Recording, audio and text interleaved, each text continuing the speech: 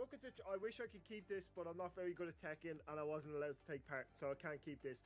We're going to be joined by two wonderful commentators. First of all, we have Fergus 2K8, a two-time Tekken World Tour finalist from Dublin and a notable content creator as well. We also are going to be joined by Jax, a long-time scene member and an experienced commentator. Welcome in, guys. How are we both doing? Fergus, how are you?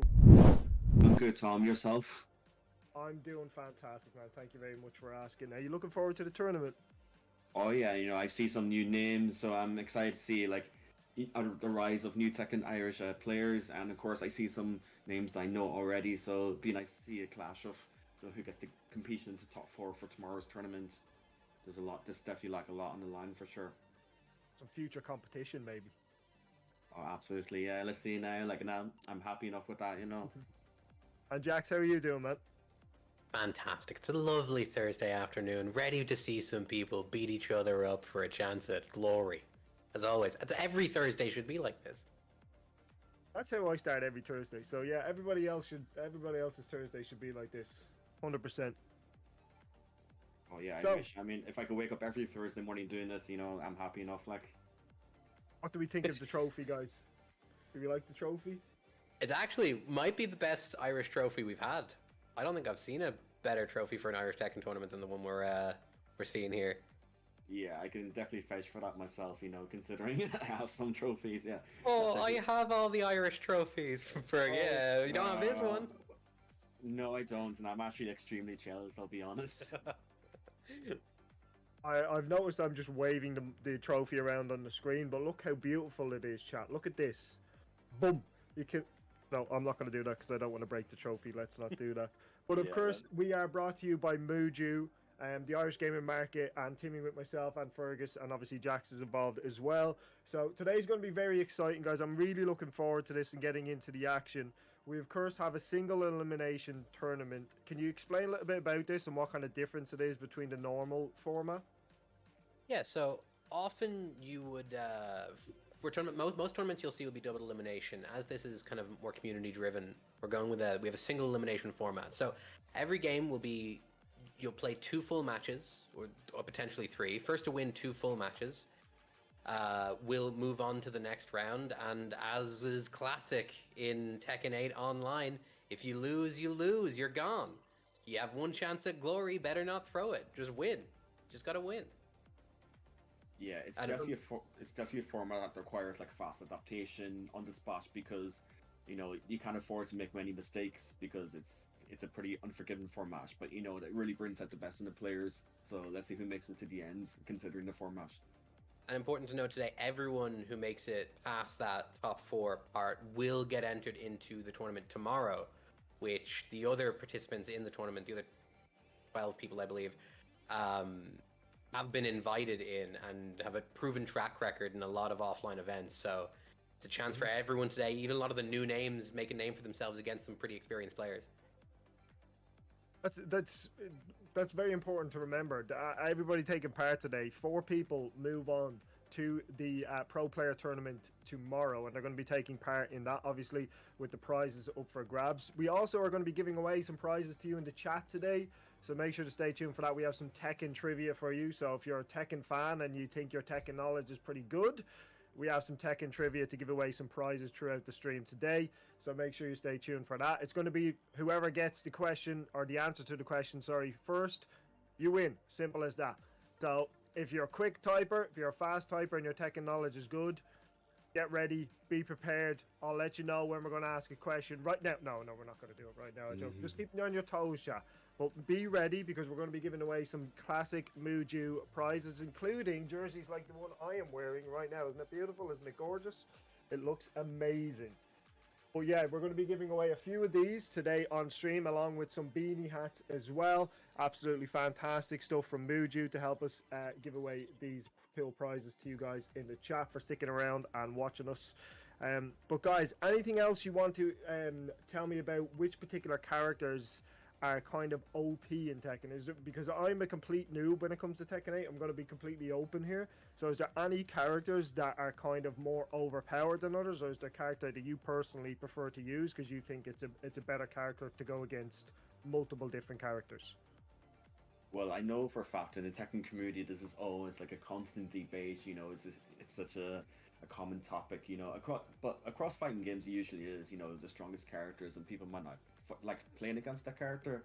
So there's always and I think especially in Tekken community, it's a very hot debate. But I think there are some agreements that people definitely agree on. For example, there's Dragunov, who's considered the strongest character for a long time. There is Nina. She is also considered pretty high up as well, like top 2, top 3. There's also Yoshimitsu. There's also Feng Wei, Shaheen, Jin. There's a bunch of characters that really stand out compared to the rest. I think you can kind of agree on that a little bit, Jax, there, right? Yeah, I think that something that Tekken has over a lot of other fighting games is, at its core, it's pretty well balanced mechanically. Most characters, if not all characters in the game, can win, especially in a format like this.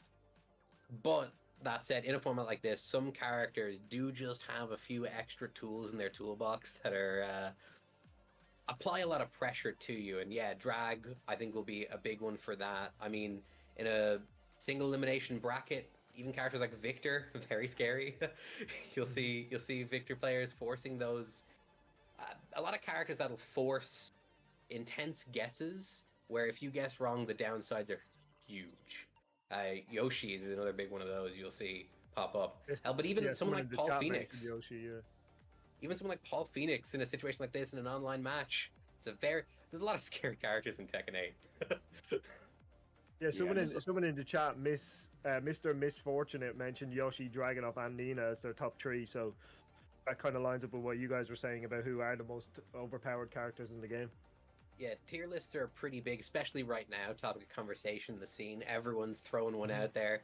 Those would be 3 pretty common ones for the top. Other ones, like Shaheen is up there a lot. I know Fergus is a big fan of Shaheen as a character. Loves him. Most fun character to play against in the game. But yeah, there's quite a few up there. But honestly, those tier lists are all useful and all. I still get very scared when I see Akuma pop up. Kuma, not Akuma in this one, but Kuma pop up on my screen in an online match. Yeah, I think another factor to consider as well. Okay, character might be super strong, but their ease of use is definitely a big thing to consider as well. So while the top 3 might be like Dragunov, Nina, Yoshi, I think a lot of people agree on those 3. But the thing is, Dragunov would be considerably easier to play than the other 2. So Yoshimitsu, Nina, there's a bit of a skill ceiling that you have to climb a little bit to achieve their potential. While Dragunov is very pick up and play. So I think Dragunov would definitely be the most common of those 3, and that shows in tournaments already because that character is everywhere in the Tekken World Tour circuit right now. So ease of use is absolutely a thing you have to consider as well. Yeah, it's also interesting for characters like Yoshimitsu who require you to think about the game in a different way to a lot of other characters, right? So those characters aren't just as pick up and play. Like Dragunov will have a lot of crossover with a lot of Tekken characters, whereas Yoshimitsu won't. So there's a lot of character purists and loyalists that will play characters like Yoshimitsu.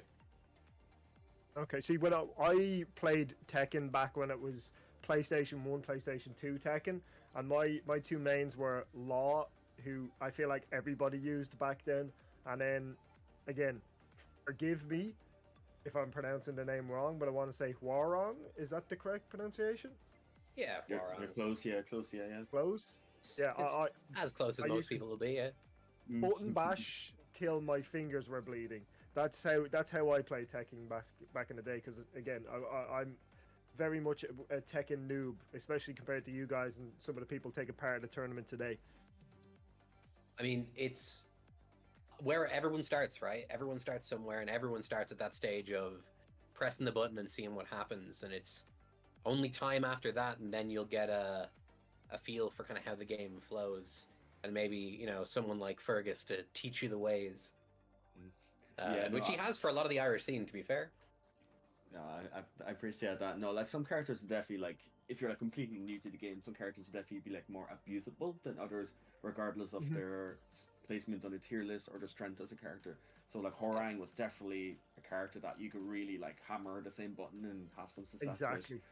Eddie Gordo was another one as well. You press X circle, and Eddie you Gordo, beat up your yeah. friends with that. Yeah, so despite the strength, some characters definitely are harder to handle at an entry level, and then obviously, as you get more experience with the game, you obviously know how to to apply your counterplay and so on. But at the entry level, it's been quite difficult to deal with. Not everyone can be as honest as my good little guy Claudio, isn't that right, Fergus? Oh yeah, no, absolutely. I just adore playing that character. Like, every time Yeah, it you pops love up, him. I'm like, oh boy, Claudio. Like, Down back 1+2, everyone's favorite move in the game. I remember, like you mentioned, it's harder to kind of master different characters. Trying to learn the moves of a Yoshimitsu, for example, who is just levels above in terms of difficulty, in terms of being able to master it, compared to a character like Warong or like Law. The difference in those skill levels is absolutely crazy. So I fully respect anybody who's able to master those. Yeah, Chris, yeah. All right, guys, we're gonna ask our first question today. If you're ready, everybody in the chat, are you ready? You ready for chat? I need to know if you're ready for the question. I need to see some people tell me they're ready, so we can ask you your first question. This is your first opportunity to win a prize from the from the Mooju Showdown featuring Tekken. Are you ready? I've got the questions here. I'm going to be looking at them. I'm going to be reading them out. Don't say no, chat. Are you all comedians? What is this? Right.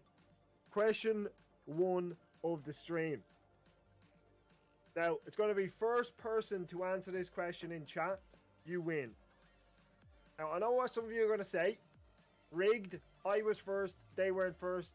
You're all liars. Whoever's name pops up first, that's who's getting the prize. So, who won the first King of the Iron Fist tournament? I know half of you are running to Google right now, but some of you might know this off the top of your heads. So, again, who won the first King of the Iron Fist tournament? I've had one wrong answer. True Reflection. Congratulations, you got it right. Kazuya is the correct answer. Congratulations, True Reflection. Congratulations, my friend. I will write your name down and we will DM you for your prize after the tournament. Thank you very much, True Reflection. I appreciate that. I will whisper you on Twitch afterwards for your prize.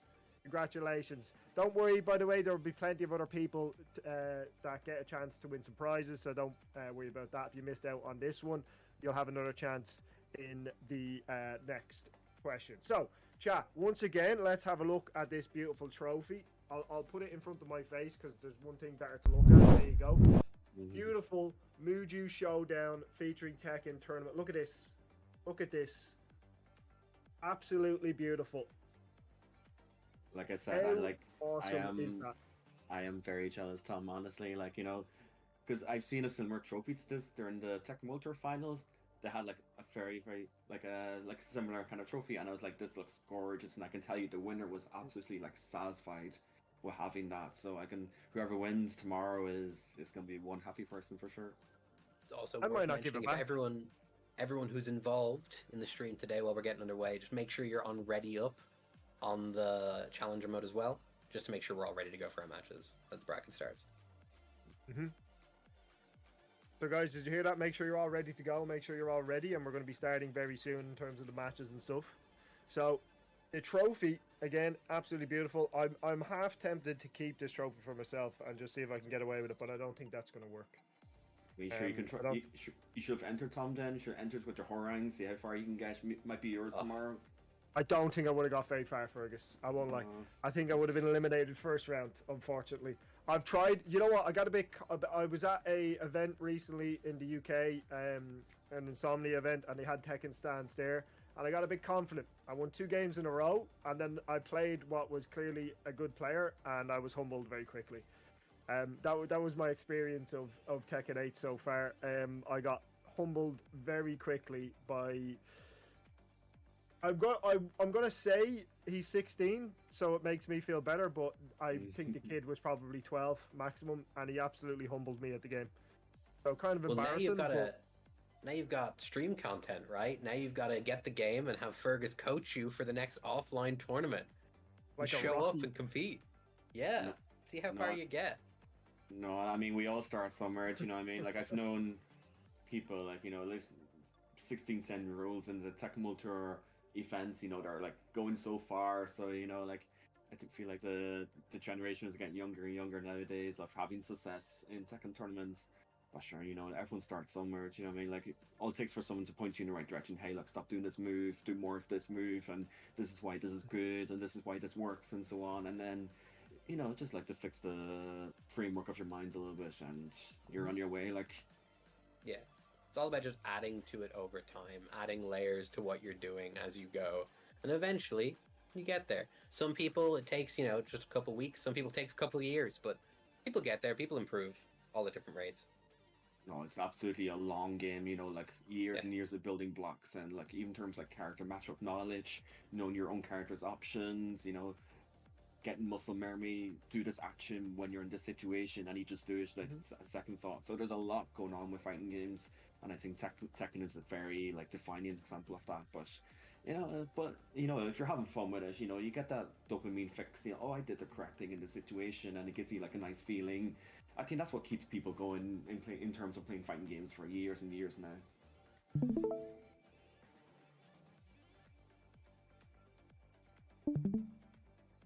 Cool. Looks like we're getting our first match underway now. Oh, we're gonna have Very our exciting. first competition underway. Are you ready for this, guys?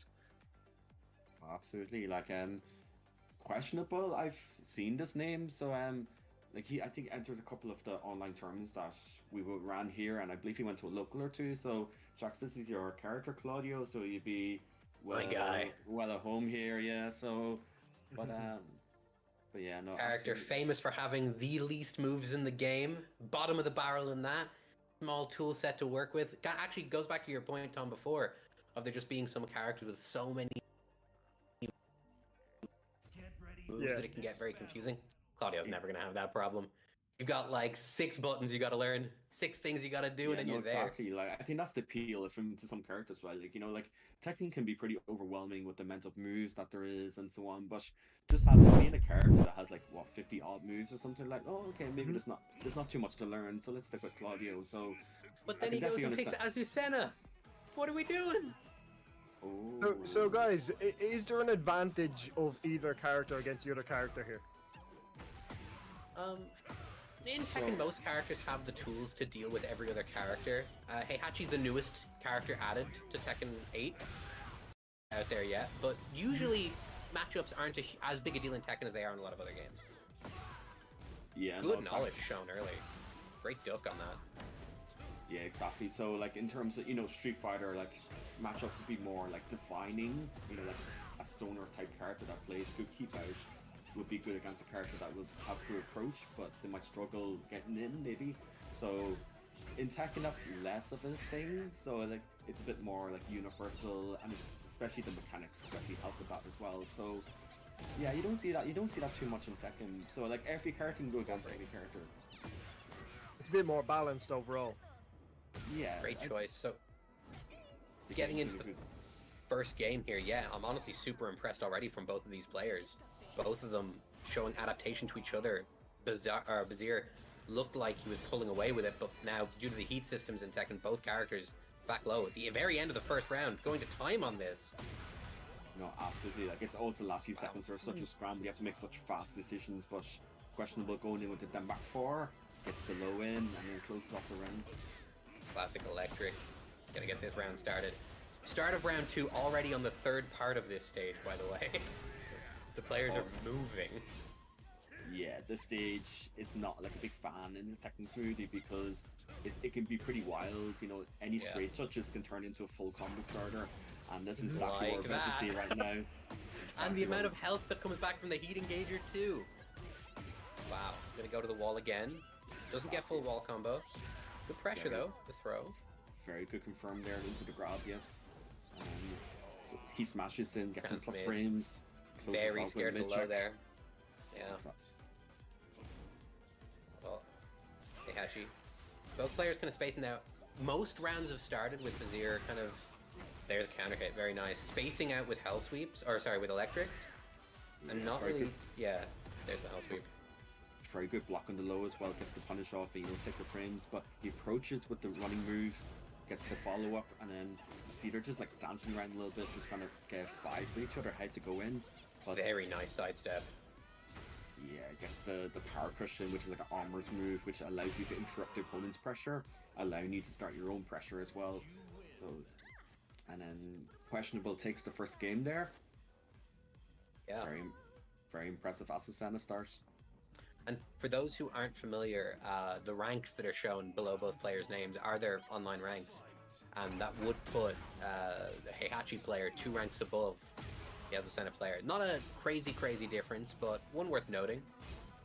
Yeah. Given how the games are going. Like, rank is not always like a true indicator, but it can be kind of an indicator to an extent. But there's those factors. Maybe you don't know the character too well and so on. But yeah, Great conversion. Someone in the chat has asked, is this game similar to any other fighting games like a Mortal Kombat, or would you say it has its uniqueness in comparison to games like that? So in terms of the gameplay and the fighting styles and stuff. Right, yeah. So like in fighting games, there's like 2 genres kind of. So there's like a 2D genre, which would be more like Street Fighter, Mortal Kombat, these kind of games where the characters are fighting across each other in like a 2D dimension, right? But in 3D fighting games, which is Tekken at the moment, you're able to like move around in all different axes. There's like wall awareness you need to keep aware of. The stages are generally like much bigger as well. So yeah, they are quite different. Like, and generally the players play specifically to one genre. Like, you don't see like a huge overlap in between. But yeah, we're in the 3rd round now. Questionable looking strong, starts the pressure. yeah, seeing a lot more adaptation from Azir this game, pulling back the round after the clean sweep of the first game. Obviously tournament life on the line. Good sidestep, gets the wall spot, gives me a lot of damage. Ends the combo early for press, gets another one. Could have killed off that, I think. Yeah, but gets the Heat Smash. Will, though. Exactly, yeah. Azucena is one of the better Heat Smashers in the game because hers is quite fast, it tracks really well, so it's a really powerful option for us. But yeah, Bowser gets the Hell Sweep going in. Gonna go downstairs. Like Heihachi's a missioner, so they all share a Hell Sweep move, which is that low, which gives incredible pressure and OP afterwards. Yeah. Actually, kind of the opposite of a lot of other fighting games is that a lot of fighting games, lows are like the common ways you open up players. In Tekken, lows are mostly pokes. So lows are the moves you want. Mids are the ones that you want to be blocking most of the time. So it's actually a very big difference. A lot of other fighting game players have a hard time adapting to that when they move to Tekken. Exactly, yeah, because in 2D fighting games, you want to stand block naturally. You want to low block naturally because, like Jack said, low starters will tend to open you up for a big combo, but in Tekken, generally you want to stand block by default too, because mids are much scarier than those in this game. Good block, no punish on the stance low. That's such a rewarding low to block, but only gets a small punish on it. Exactly, yeah, you gotta get your damage when you can. But yeah, she burns the heat on the Liquidor too. Airborne though, so will be reduced damage, but it's gonna still be enough with the wall explosion too. Exactly, Bazir's doing a good job of guessing through the mix-up, but Azucena is that kind of character that can really apply the pressure between options and keep it guessing. One more hit for Questionable here, and Bazir's out of the tournament. Well, never mind, now one more hit for sure. As you can get health. There's the down forward one, the mid check just to end it out. Very well played. Well played to Questionable. Keeps it simple at the end, not overextending, just keeping to smaller options to not give himself an opening for Bazir to take advantage of. But yeah, well played by Questionable. But I'm sure he must be this raw tracks that he's not on Claudio. Yeah, it's kind of a rough time, especially when you're stuck like that, right? It's one game, you have one game to get through it, but he did, if the Azucena pick did work out for him, he got there, even though he's not on Claudio. We'll forgive people if they get the job done, especially versus a Heihachi player, because Heihachi's so new, it's very hard to know what you're doing against that character, right? As characters have a lot of new things introduced to them in Tekken 8. Yeah, so I think a big example from the match that we saw in this replay is this is Questionable really applying the stance mix-ups that Azucena is quite famous for, and then Azucena's like smaller options are also quite strong as well. Like this character was arguably the best character on release, but she got toned down like a lot since then. But she's still like a powerful force in the right hands anyway. But then unquestionable, absolutely show dash with the various options that he used, rotating through the options in her stances. You guys think you've mentioned Heihachi being new to this version of Tekken? Obviously, I'm assuming it's a DLC. Do you think picking him was a mistake because they maybe didn't have as much time with that character as they did with maybe other characters in the game?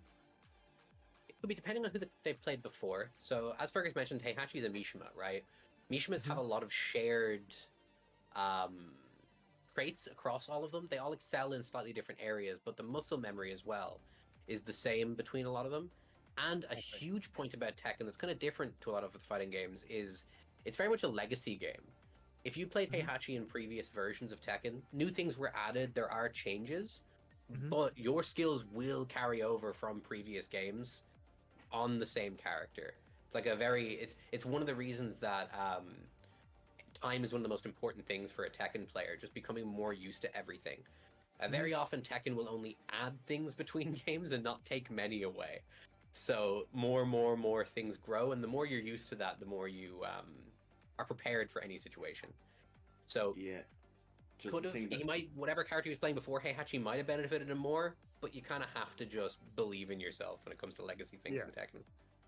No, absolutely. Like I agree with Trax said there is but the other thing as well, like Tekken 8 changed quite a lot of things for characters in general, like compared to even like from Tekken 6 to Tekken Tag Tournament to from Tekken Tag Tournament to Tekken 7. Like a lot of characters in Tekken 8 are either doubling down on their strengths in Tekken 8 or they've changed in playstyle entirely. And I think Heihachi is a character that stands out in that way. So before, Heihachi would be a very like aggressive, defensive kind of monster. But in this game, he is more like canned mix-ups. I know a lot of Heihachi players are not quite happy with this change because they have to like really change their playstyle to adapt to this version of Heihachi. But yeah, he's a lot more like 50-50 kind of canned scenarios that people just have to guess, and that's what the character does now. Like, and what Fergus kind of means when he says canned is a situation that they're so often in Tekken when you're made to guess. There's usually a straightforward guess, and then some other options you can take to minimize risk. In Tekken 8, we have a lot more what are called like canned mix-ups, and those would be situations where there are only like really two options, and you have to just guess between those two options, which is a lot more similar to a lot of other fighting games, right? A lot of 2D fighting games would have a lot more canned mix-ups than Tekken traditionally, which Tekken 8 is kind of moving slightly more towards. We've seen a lot of map manipulation there, like changing in between levels within the level. Is this something that's been brought a lot more into Tekken in recent years? Because I remember playing Tekken in the past and it wasn't really a thing. So is this something that's come more to the forefront now in the last couple of Tekkens? It's actually, I think, come back in Tekken 8, because Tekken 7 had very few of them, but and Fergus, you played more competitive Tekken before Tekken 7 than me, but previous Tekkens had wall breaks and floor breaks as well. Yeah, so like interruptible stages were always kind of there since about Tekken 6. So they're always like there in some form, but they were like a lot less frequent. But now in Tekken 8, the stage interruptibles are very, very important. They were in Tekken 7 as well, and like the stages can matter for a character. You know, some characters might have more strengths if there's no walls to trap them, so they're able to move around more freely and escape pressure a lot easier. There are some characters that benefits a lot with floor breaks because they might have a move that floor breaks that would give them a combo starter that they would have never gotten before. And of course there's wall breaks as well, so some characters get much scarier wall options if there's a wall break, because it will break the wall, allowing them to continue a combo afterwards. So stage interactables are very, very important, and they're a bit more prevalent in Tekken 8, which some people are a bit on defense about, but you know, it is absolutely here as well. And a really interesting thing that you kind of got at there, Tom, is you notice the manipulation of moving around the stage that move towards those wall breaks that manipulate it. One of the reasons that's actually so important is because your positioning in the stage in Tekken actually determines a lot of your strength in that moment. If you have your back to the wall in Tekken, you are in danger, right? That is the dangerous time. Sometimes wall breaks actually bail you out. If a wall breaks and now you're not at the wall anymore and they can't get you to the wall again, that actually can give you a bit of a breather and reset to neutral. But in general in Tekken, positioning yourself on the stage is actually one of the biggest skills you can develop to help you improve. Because you can get someone to the wall, they are the ones scared. That makes sense. You don't want to be backed into a corner. You don't want to be unable to get out of a situation. You want to be able to have movement to maybe dodge and move out of the way of attacks. Yeah, that makes sense. No, that's exactly it, Tom. Yeah, like some characters have strong like backwards movements, so they're able to create like distance a lot easier and to escape offense. But if your back is to the wall, you're the same as any other characters. You're trapped there. You have no way to like move away from their pressure, and they're able to do like a lot more like offense and situations on you. Yeah, Tekken can often be a game about limiting your opponent's options until they have no choice but to like fall into your trap. It sounds a little bit pretentious to say, but most of them like chess, right? Chess endgames are designed about that, right? Tekken can often be described similarly, where you're limiting the opponent's options till they're forced down a path that you're choosing, and having the back of the wall just instantly cuts off so many options and forces them to really guess. You can't take any options that just limit damage. You're guessing between two things that are going to be really bad for you if either works. So, guys, we have to give a quick mention to obviously Questionable, who won that first round. How impressed were you with them in that initial first round? Well, like I think Jax was expecting the Claudio, so I could sense his a bit of disappointment there. But but I play Asasan myself, so like his character.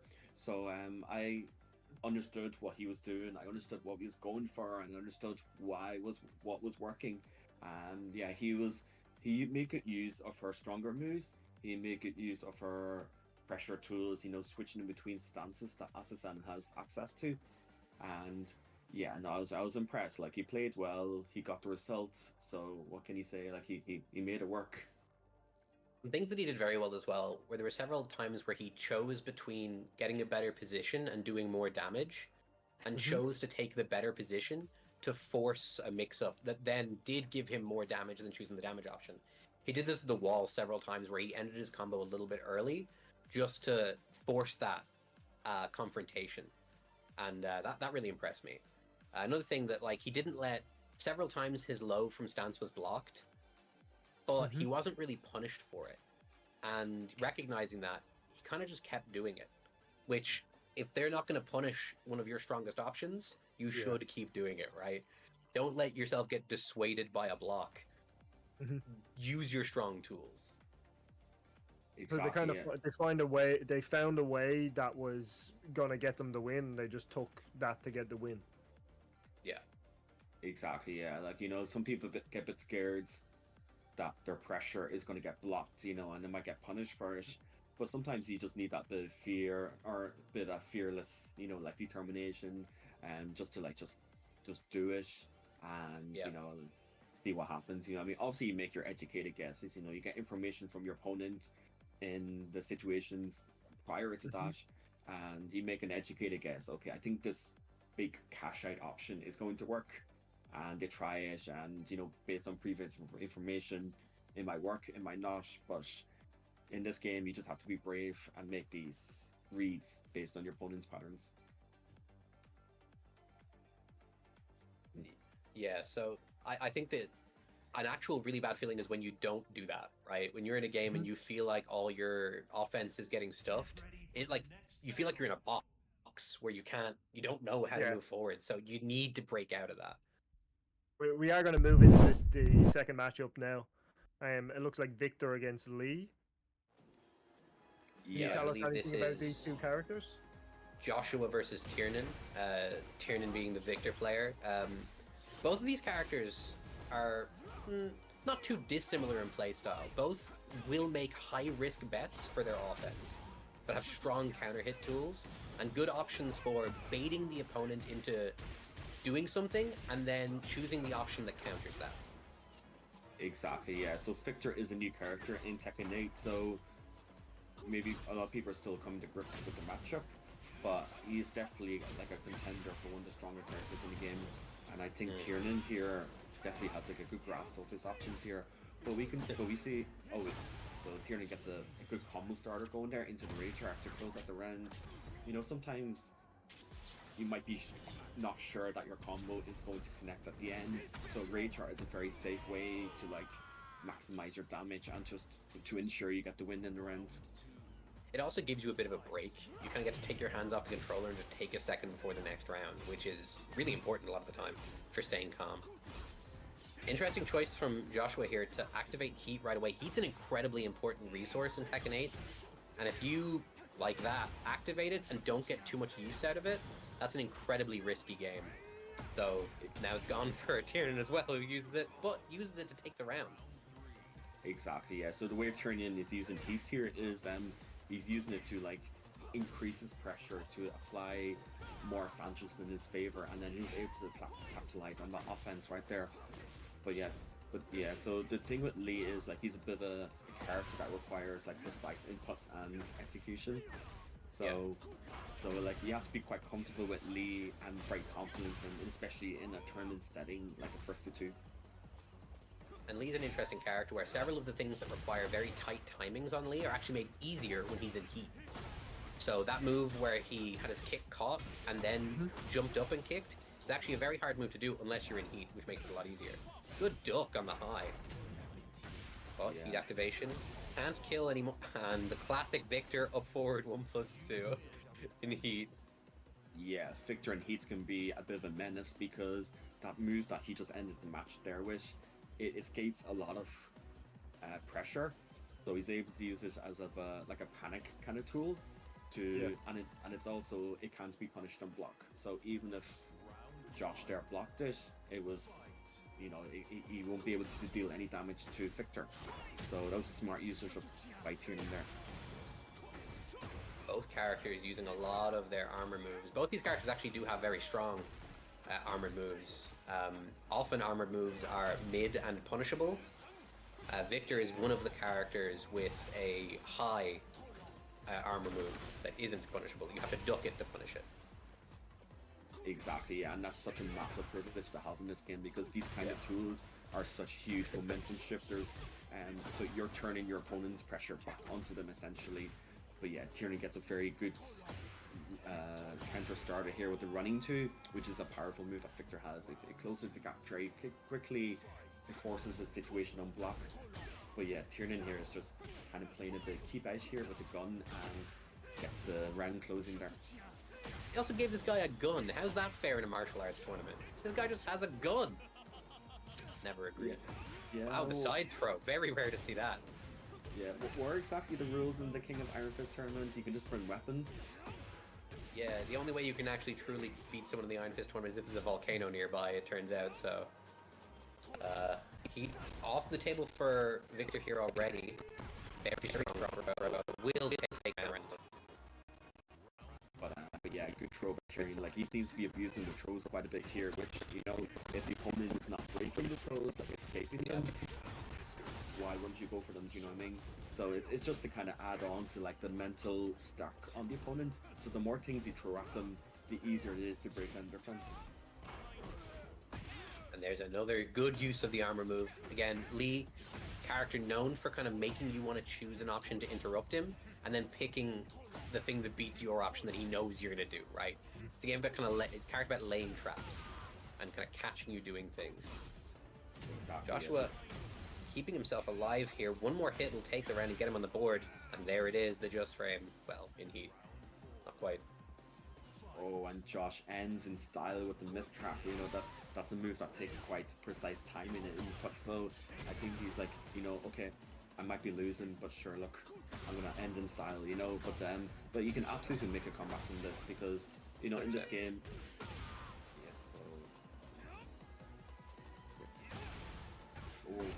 Gets the launcher out of nowhere.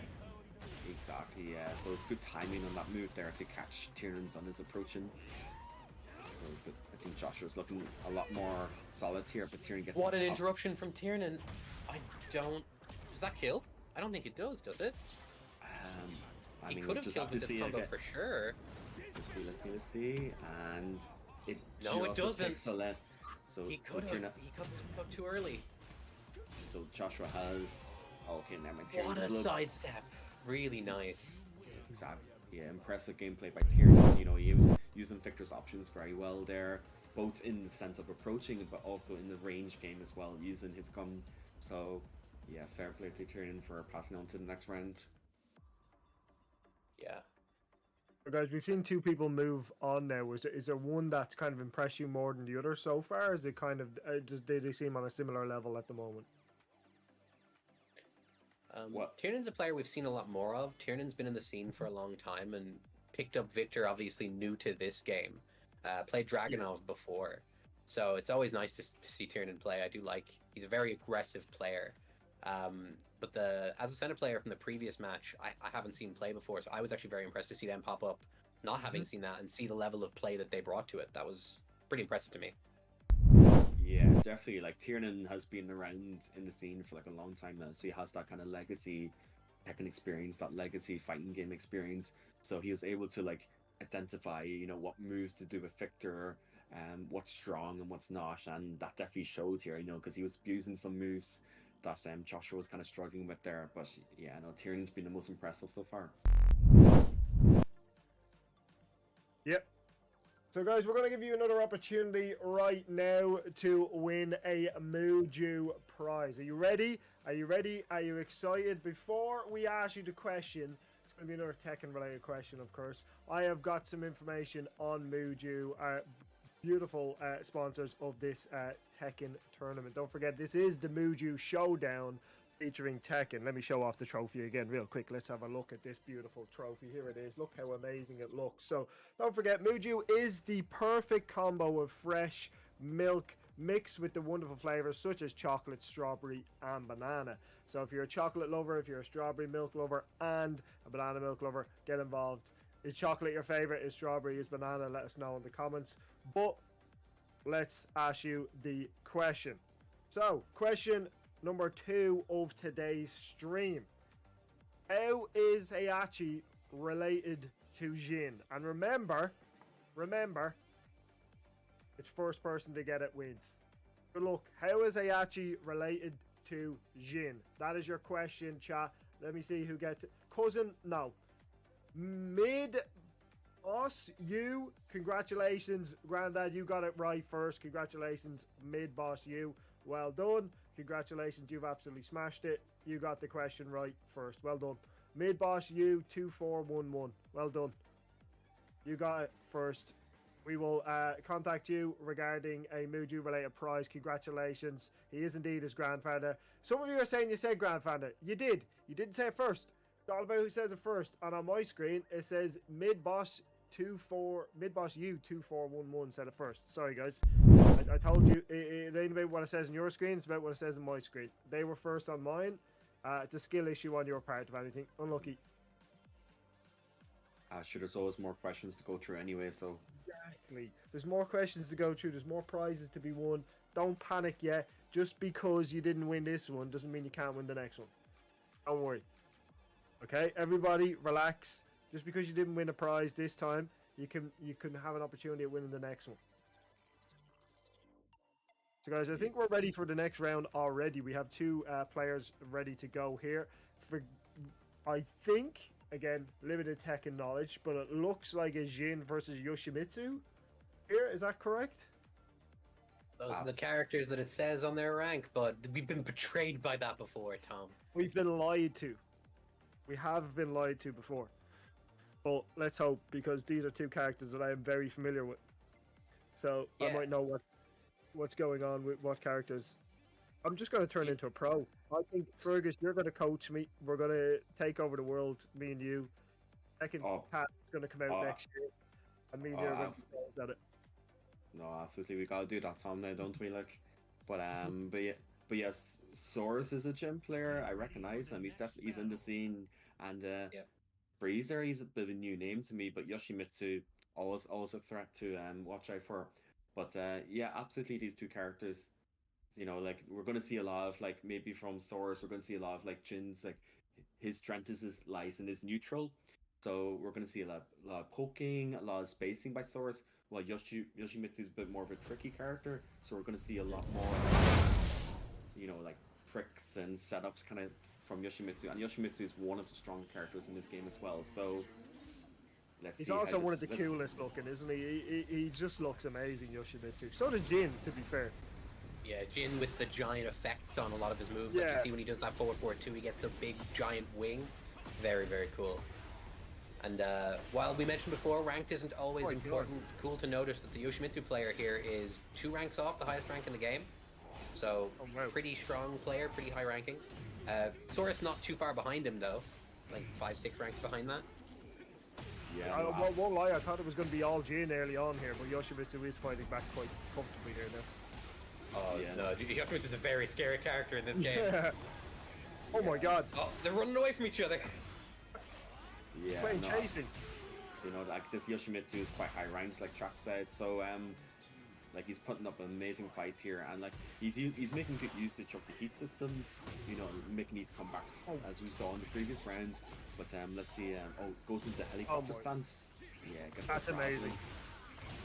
But yeah, so like he definitely knows his situations. He definitely knows his options here. So let's see how Soros can make this comeback. So he gets the forward port in, good spacing, really strong range counter tool, so he gets the very scary situation here for Yoshi. That should be drops the combo. Ooh, okay. Both of you guys know all the names to all these moves, and I'm just looking at it and thinking this is absolutely insane. The move Yoshimitsu there, where he did like what I can only describe as a head scissors, was absolutely insane. Yeah. Well, it helps when several of the moves have kind of silly names like helicopter stance. That makes it pretty easy to remember. And it's literally because he looks like a helicopter. That's it. That's simple as. Yeah, he's waving the sword above his head, you know what I mean? So you can say, oh yeah, that's the helicopter stance there. But yeah, Freezer closed out that round there. So this is match points for Freezer right now. So, Sora's showing off good knowledge here, taking that follow-up in that situation, but then gets the electric in. Such a crucial move for Jin. Gets to the wall combo. Huge damage. Guess is wrong there, but Sora. So this is what we're talking about. He's stuck at the wall there, but Yoshimitsu has some unique features where he's able to spin away from pressure. But then the Soros is very good at conditioning him to sit still and take the pressure. This is an amazing matchup. This is the closest one we've had so far, and it's been really close between 2 players. This is a scary situation. Oh, drops the combo early. Plus frames, helicopter. Okay. Again, Soros did a really good job of getting his turn back there. Minimizing the spookiness from the Yoshimitsu just being in his face. Yoshimitsu is just amazing looking. I love everything about him. Yeah, no, absolutely. I think they did a great job with designing this game, because in the previous Tekken, he looks not great, but in this game, he definitely looks amazing. The Soros throw to take the first game. Very nice. Man, Yeah, the throws look so cool in Tekken 8. Yeah, I think that goes to show you, like, rank is not everything. So Sora's, like, while his rank is much lower than Freezer's, but that could be because maybe Sora's doesn't play ranks too much. But yeah, no, he's definitely shown, rank doesn't matter too much, and he was able to close it off there. And it gets the confirm, very good. Seeing that, again, Jin, while his name isn't Mishima, he is a Mishima type character, so has a lot of those same tools as Heihachi, just slightly modified ones. Being part of the lineage. Oh, very nice whip punish. Okay, plus frames. Yoshimitsu's movements are insane to me. How quickly he seems to move in comparison to some of the other characters we've seen is crazy. Yeah, so an interesting thing, whenever you see him do that spinning, like spins away from them, it's one of the best movement tools in all of Tekken, but it actually costs him life to do. There, if you look at his life bar, he's actually just traded health to do that. That's so crazy, it's, I never... Yeah, it's a risk-reward thing for him. Yeah, that's a really bold play to do something like that then in that scenario. Yeah, just betting it'll get you enough reward, basically. Like, allows Yoshi to kind of escape some pressure situations that other characters can't do, do you know what I mean? So he's able to, like, play a bit more ignorant in terms of defending against the opponent's pressure. But Freezer has absolutely like shown that strength off. His Soros gets the heat smash into the wall, looking super strong right now. Again, oh wow! Oh my god! See, that's what we call in wrestling terms a pile driver. That was absolutely insane by Yoshimitsu. Yeah. Ever seen someone do a Hurricanrana into a pile driver? I've not seen it. Now I have. Or Yoshimitsu's doing it, yeah. Get him on WrestleMania. I say Oh be my excited. God.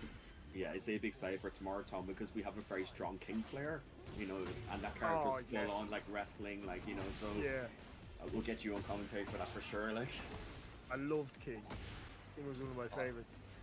Sitting in helicopter stands, walking at him. Often a thing Yoshimitsu players kind of have to do whenever they find themselves getting a bit stuck is go into that party mode.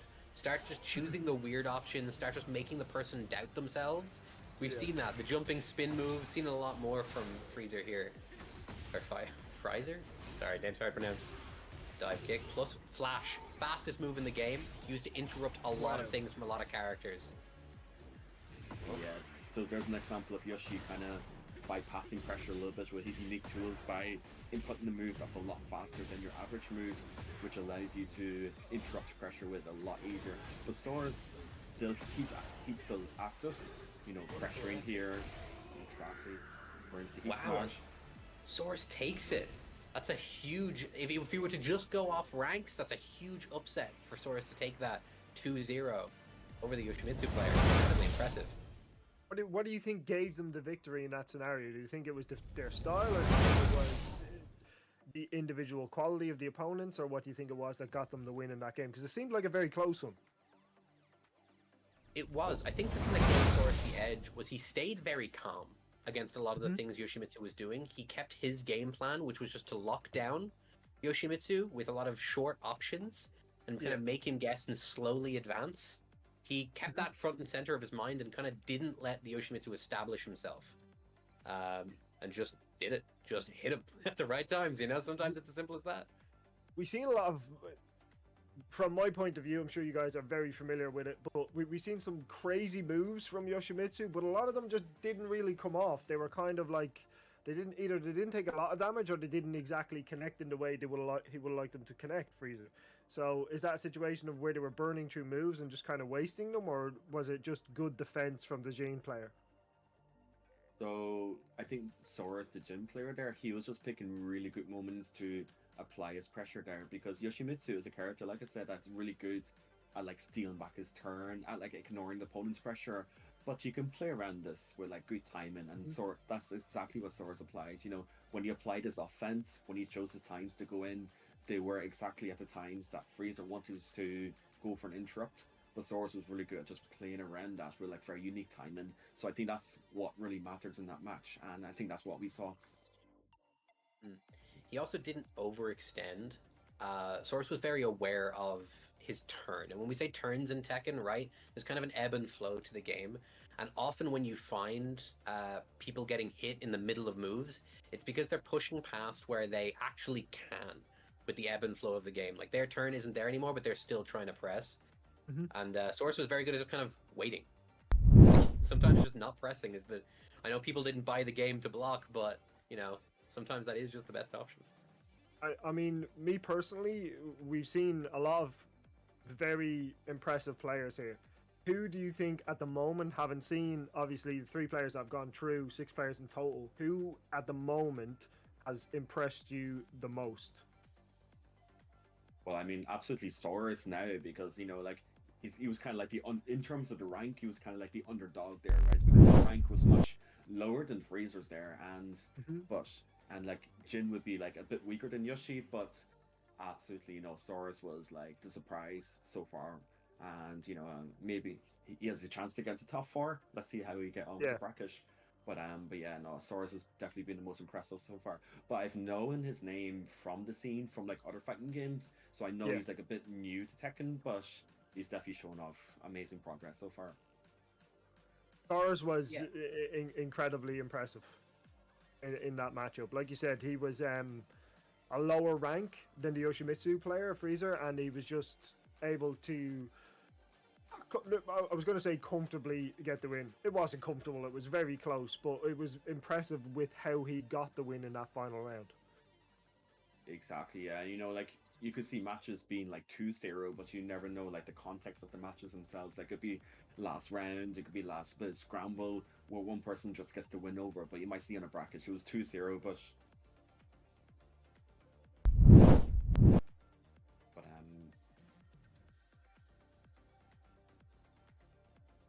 Lads, we have another question for you, ladies and gentlemen. Are we ready? Another opportunity to win a prize. Do you want to see the trophy again? I know you do. I'm not even going to ask.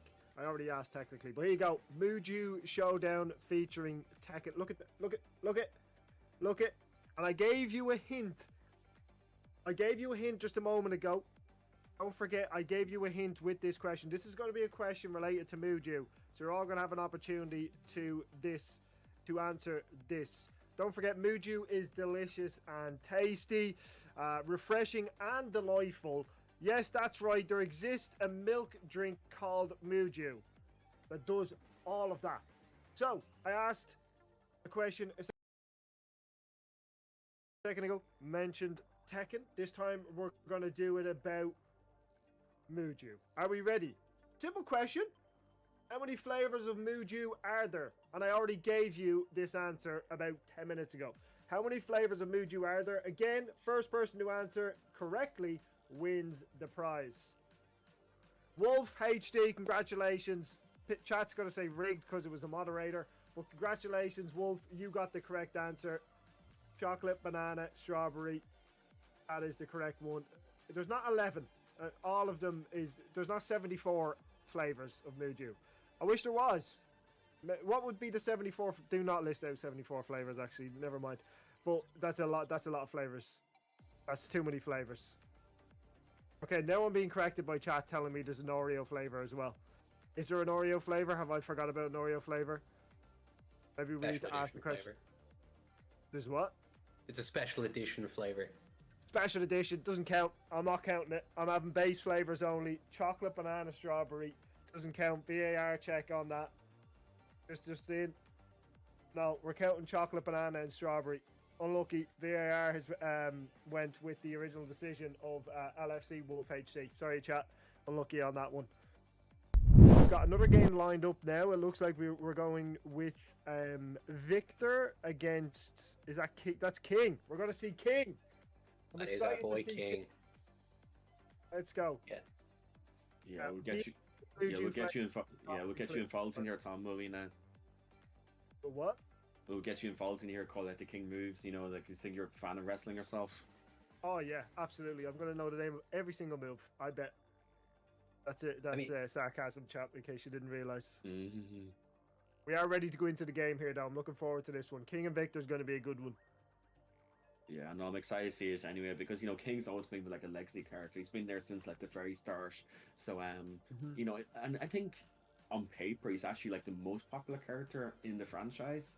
You know, like so like I think a lot of people really know who King is, and like he is a very unique design. Like he's a wrestler with a Jaguar mask on. That's pretty like distinct and really stands out. So I think a lot of people remember this character. But yeah, let's get into it. So we got Tiernan with Victor and then Bossy with King. So I'm excited to see what happens here. And Tom, the most important one you're going to want to know, when King goes into his running stance and does a grab, that's literally called his RKO. I think it's the running absolutely. King overdrive. It's a stunner. It's a stunner as well. Oh, I can't wait to see this. I love the panda in the background as well. I already love this level. This is my favorite level so far. Yeah. As we're calling out King names, you'll notice a lot from wrestling. That running grab he did there is literally called the Shining Wizard. Oh, I love it. Alright, early on... He's not getting a lot of offense off here, though. No, early on, Tiernan doing a great job of keeping him boxed in and not letting him really have a chance to breathe. Wow. Very good. Wow, that was impressive. A perfect in the first round. That was impressive. Exactly, yeah, because King needs a bit of gap to like start his pressure, but Tiernan's just being so aggressive that he's not giving Bossy a chance to get anything started. But in this round, Bossy's just decided he's just going for it. He doesn't care. He's using a lot of the armor move. He's just going to move forward. And here we go. Backbreaker, not reversed. You see the running boo he does? That's called a bro kick. An Irish wrestler does that. Yeah, Sheamus. See? Big Sheamus. I'm valuable. I can give information as well. On this one character alone.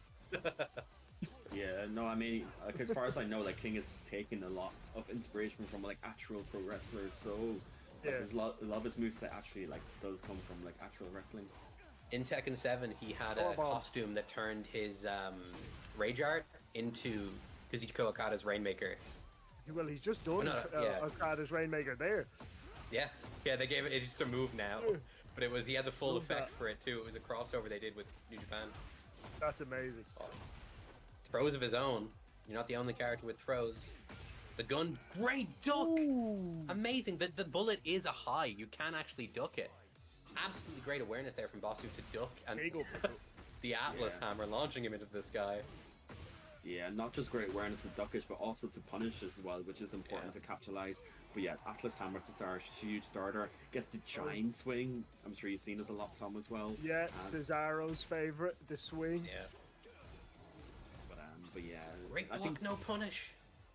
Just another Atlas Hammer. Ooh. That's an incredibly risky move to use. If that gets blocked, you're eating a full combo. I have to say that's incredibly impressive from King to go from a perfect defeat to then 3 straight victories. That's really impressive. Yeah, he started choosing a lot more risky options and just betting on the game. There's his run. That's the move that if he does the grab from, it's the RKO. Yes, great Rainmaker, let's go. Yeah. Do the RKO if you can hear me. I don't think they can hear me. Do an RKO. Well, I've been at a fence where you could hear the commentary, so whenever I do something, I hear the commentary, oh my god, you should have went for this. I'm like, oh yeah, I should have. Goes in the back turn. But yeah, he's going in with the lows, so he's really, really like stacking on the offense, and I think it's just a bit too much for Tierney. He can't really get started, so Boss is just not letting him breathe right now. It would actually be a great time for him to do the RKO from the running stance, because so far he's chosen the mid option every time, and Tiernan hasn't ducked once. Yeah. Chat are desperate for him to hit an RKO. I can't like, the chat is desperate to see an RKO right now. I think it would work. What they're doing is what Bossy is doing is currently winning, so we can't really say for them not to do it. What they're doing. Exactly. Yeah. And at the same time, we would like the crowd pop of an RKO. The 2 punches he got off that shove only work if the shove counter hits. So great awareness there from Basu. The option. But yeah, Tiernan's kind of like going through Victor's like strings and movesets here a little bit, and just trying to like get the momentum going to like, you know, kind of drown out Basu's own aggression as well. So, and that's like the key nature of the game. You wanna be kill or be killed, kind of like that's the kind of like the direction of the game. So yeah, like he saw it all happening. So once one player got going, they were gonna go a lot, right? But what a hop kick! That was insane. And there's your Shining Wizard right there. Doesn't break the throw. Unfortunate. Very close. That actually could have. The Rage Art at the end of that combo could have maybe killed. It would have been a lot closer. Yeah, this is so important for Tiernan to close it anyway, and like he's returning the favor. You know, King's a bit of a grappler, but Tiernan's grabbing a lot right now. Wow. So what a round to end it very too. Impressive. And that's I have to say, like you guys can correct me, but it felt like Victor kind of stepped up in that round. Felt like they kind of realized they were in danger of being eliminated here, and they decided to just turn up in this one. Yeah. No. Important to note, this is our first game that's gone 1-1, I'm pretty sure. Both players. The Tekken's a very momentum-based game, and these players are both showing a great ability to change the flow of momentum in the match. And no, that just kind of goes to what I was saying earlier. Like, you know, absolutely aggressive game. Once you get going, it's really hard to stop. And Tiernan, like, you know, we mentioned before, is a super aggressive player, so he's really like and he's also, like we said, once you find a tool that is working, don't stop until they make you. Tiernan's seeing that with throws right now. Throws are not being broken, and he is using that. Finally a break. 1+2 break that time. But captures him after. It feels like Boss U, the King player, has stopped doing what was winning them the rounds, or is that just because the Victor player has stopped them from doing that? Yeah, so there's a thing in sets that we say, like, you know, adaptations. So like Tiernan's making these adaptations to like stop Boss U from coming in, just making the right decisions in the moment to like halt his tendencies, halt his patterns. But yeah, that's exactly what's happening right now. But yeah, so he still has heat active, really powerful position, but Bosu gets the heat back in return as well. So let's see what Bosu can make of this, because heat is such a crucial thing in this game to be able to like benefit off, to capitalize on. And Victor crazy pressure coming out from Victor. Yeah. Wow, great match. Absolutely That was a fantastic, really man. impressive match. Yeah, really impressive match. Both So players what you did really well there. I think you picked up on there, Tom, that the options from the King player changed. One of the reasons Mhm. that is the reasons the options Bossu was picking were working was because Tiernan was pressing a lot.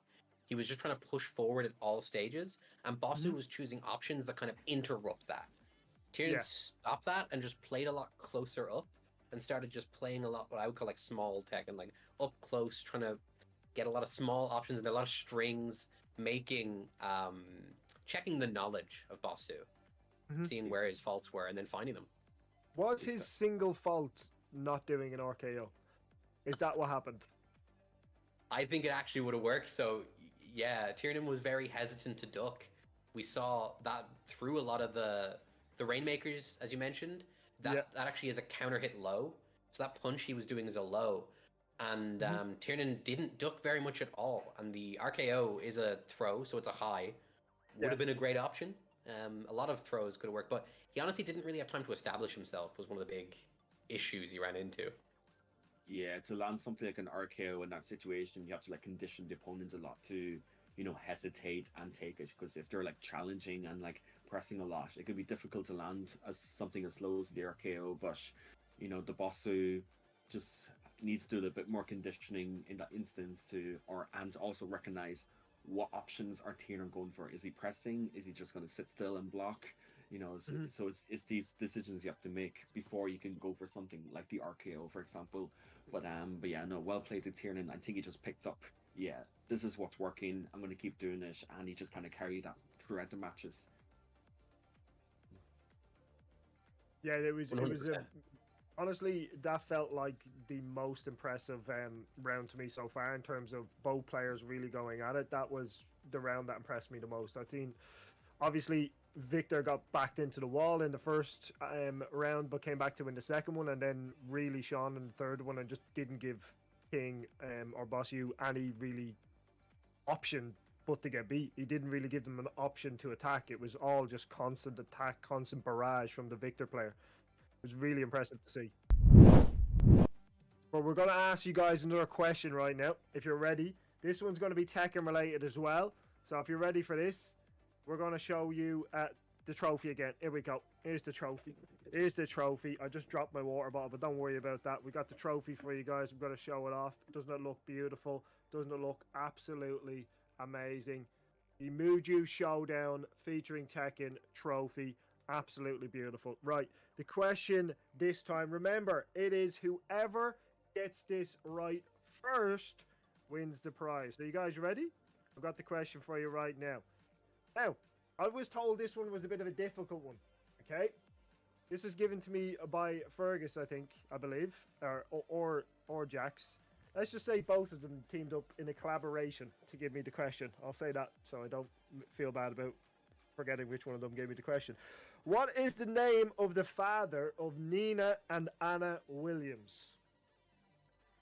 The trophy is not edible. It's not made out of chocolate. No, you cannot eat it. It's not an Easter egg. Asuka is not their father's name, believe it or not. J93, for me, you got it correct. Well done, J93. The correct name was Richard. Well done, Jay. Congratulations, my friend. Well done on that one.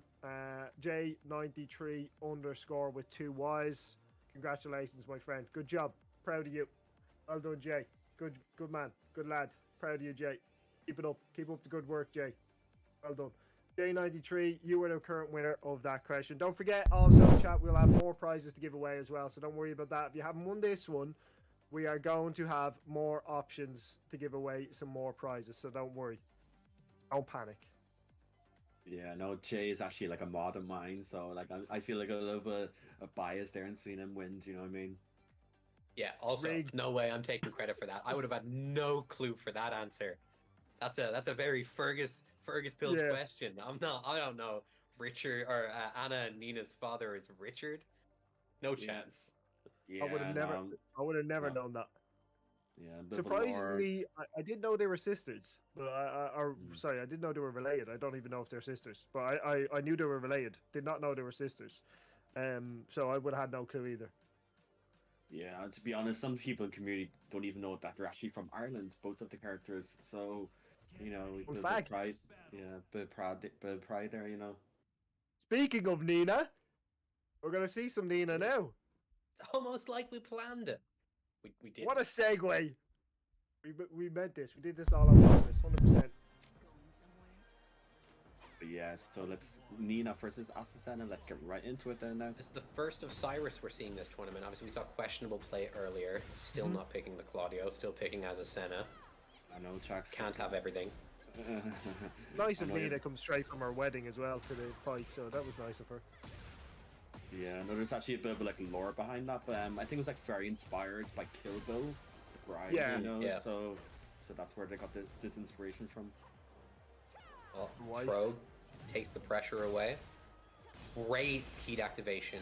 Oh, wow. Instantly presses the heat smash. Interesting choice. And then instantly into a punishable move. Good job on questionable recognizing that and punishing it after the quite odd string of events there.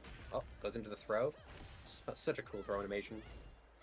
Yeah, the thing about Azucena is like she can turn like small punishment into like kind of like a snowbally like sequence. So like it's important to have good like knowledge of the game with the character with Azucena. But yeah, questionable is getting all the combos in, but unfortunately the Nina is getting the grabs in. But It seems like a lot of combos by questionable, but they're not doing all that much damage at once. Whereas Nina seems to be getting, Cyrus seems to be getting into big grabs, like you mentioned. That's doing a lot more damage at once. Yeah, one of the reasons for that will be a lot of the grab that he's using in specific. Actually, you see on the health bar sometimes there's like a gray shade. That's actually recoverable health if you do damage to the opponent. Okay. And Nina's grab that she's doing removes that gray health. So you see the gray health here on questionable. Yeah. Cyrus has the chance to get that back, but the damage that Cyrus is doing often isn't recoverable. Oh, that's really interesting fact. I would have had no idea about that at all. But that's a great tactic by them to use that to their advantage. Yeah, and this is the reason why Nina is considered one of the stronger characters in the game, because she's one of the few characters that can actually remove that grey life that Jax mentioned. And if you remove that grey life in Tekken 8, it's such a big deal because you're essentially locking them out of the opportunity to restore this health, which is a big deal in the fighting game. But yeah, questionable closes out with some impressive play of Azucena there. But yeah, let's see what happens in the next match. I think the grabs are working for Sirius right there for the Nina, so let's see we see more grabs happening in this match now. This is the second time we've seen questionable one, and they've been impressive both times. So it's been interesting to see them again this time. Obviously, they are currently winning. They're 1-0 up, but Nina has been good as well. Yeah, Questionable's doing a really good job of getting in and establishing. When you see her go into that stance where she kind of puts her hands down by her sides, that's actually a very scary That's a really scary time for the opponent because you just have to guess if the Azucena has gone into it the correct way. So it's Questionable does a really good job of getting into that stance and making the opponent feel pressured. Right, that's what we're seeing repeatedly. But these throws are just constantly not being broken, unfortunately. Exactly. Another one. That's what I was that's what I was kind of saying in the first match. The throws were really working for him, so I'm glad to see him coming out a bit more now. If it's not broke, don't fix it. Just keep doing the same move on repeat. That's what worked for me when I was a kid. And these throws that Cyrus is doing actually require different buttons pressed by questionable to stop them. So some of them are 1+2 throws, and some of them need to be 1 or 2 pressed. See, that's really interesting to learn. So you can actually tell based on the hands they use to grab you, and the better players, the ones who practiced it, can actually react with the correct ones. So it's another little piece of depth that Tekken has. But yeah, we're seeing the grabs return from Cyrus right here now, and yeah, like they're racking up the damage. And Nina particularly has a very strong throw game as well because she has a various of throws that she can apply to the opponent, and Cyrus is there absolutely abusing this fact. So let's see get the heat smash out, apply some plus frames. Wait, tries the interesting rage art. It works to throw. Wow, what a choice. Oh wow. Yeah, I think wow. Yeah, here's the coffee odds. But I think that's amazing. questionable like knows the grabs are coming out quite a lot, so he's just applied a rage charge just to kind of escape the pressure a bit. But let's see what happens here. Great interruption. Nice punish. Off the stance. Mid. Very block. close round. Ooh. Wow, goes low, interrupts it with a low. Very good. Yeah, this is a very important round for Cyrus to win, because you do not want to go final round with someone on tournament set point, because they're going to be like hungry to win. So this is like very important, like mentally as well. Is that something that can make you play differently? Can you become more defensive or maybe more aggressive and make more 100%. mistakes? It's just definitely more. Yeah, it's just definitely more of a mentality thing. You know, there's more pressure on you. Like if you have the win very close to you, that can like put more pressure on yourself. No, never mind the game. There's no like outside the game. Just more pressure on your mind, and you might make more mistakes. You might get nervous. I know this very well. Yeah, I'm sure we've all seen someone playing Dark Souls or a similar game get the boss down to a tiny bit of health, and they get so desperate to get the last hit that they die. It's the exact same thing in a fighting game. You're so desperate to get that last little hit in that you get thrown. What a heat activate! Oh! And the crouch jab ends it. Wow, very good option from Cyrus there.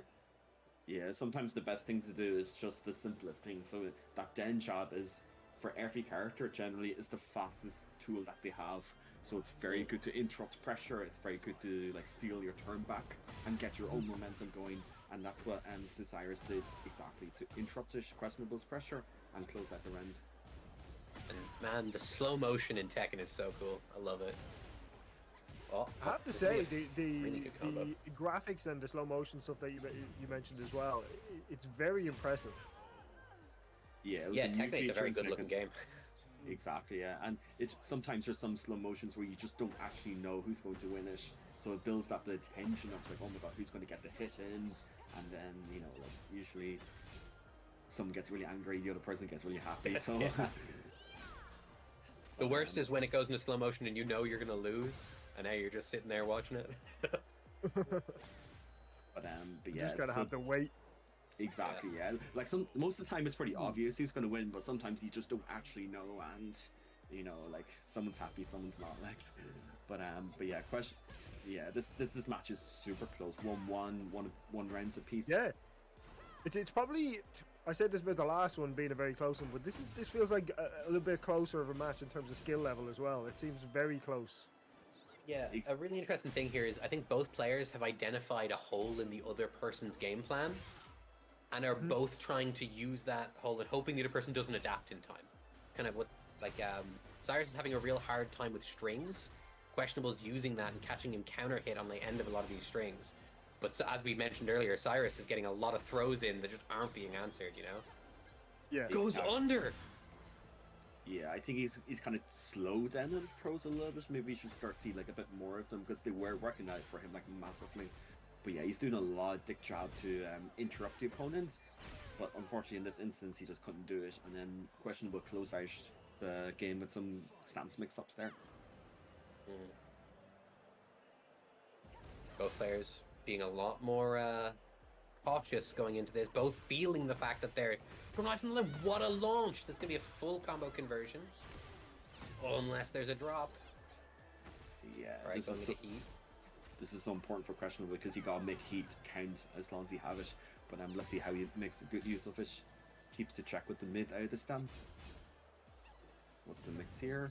Okay, so these players are kind of like dancing around in neutral a little bit, just trying to get a vibe of what to do next. But Questionable gets his offense started, but gets grabbed again, so he needs to deal this. It's airborne. I don't know if I've ever seen that heat smash hit airborne. What a hit! And that's gonna take it. Just calls him out with the mid, the down forward 2. Wow, great game from both players adapting to each other. And Questionable for pulling it out at the end. That was a really good matchup. That was impressive. I said it a couple of minutes ago, that's the second time we've seen Questionable, and they've been impressive both times. That was a really close match. Yeah, no, the adaptations Questionable made towards the end was impressive, because he saw that the Cyrus was doing a lot of down jabs, which is like the really fast interrupt tool that generally every character has. But Cyrus started to utilize movement a bit more laterally to the left and to the right, just to make it whiff, to make it miss. and Mhm. that's how he kind of dashes at the end. You know, he got the side steps in, punish the interrupts, and then that's fair play to him. He got the match there. It was so again, I've asked you guys this question a couple of times, but you've seen a couple of players twice now.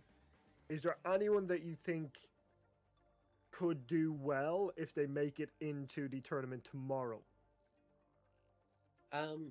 I think three players that stand out to me is I think can win games tomorrow for sure. Mhm. I think that questionable. I think can definitely take games off people. I think Yeah. Tiernan can do pretty well tomorrow if he Mhm. gets through it, and I think Saurus could do great tomorrow. I think Saurus could take a fair few games tomorrow. I think Saurus could place pretty high tomorrow, to be honest.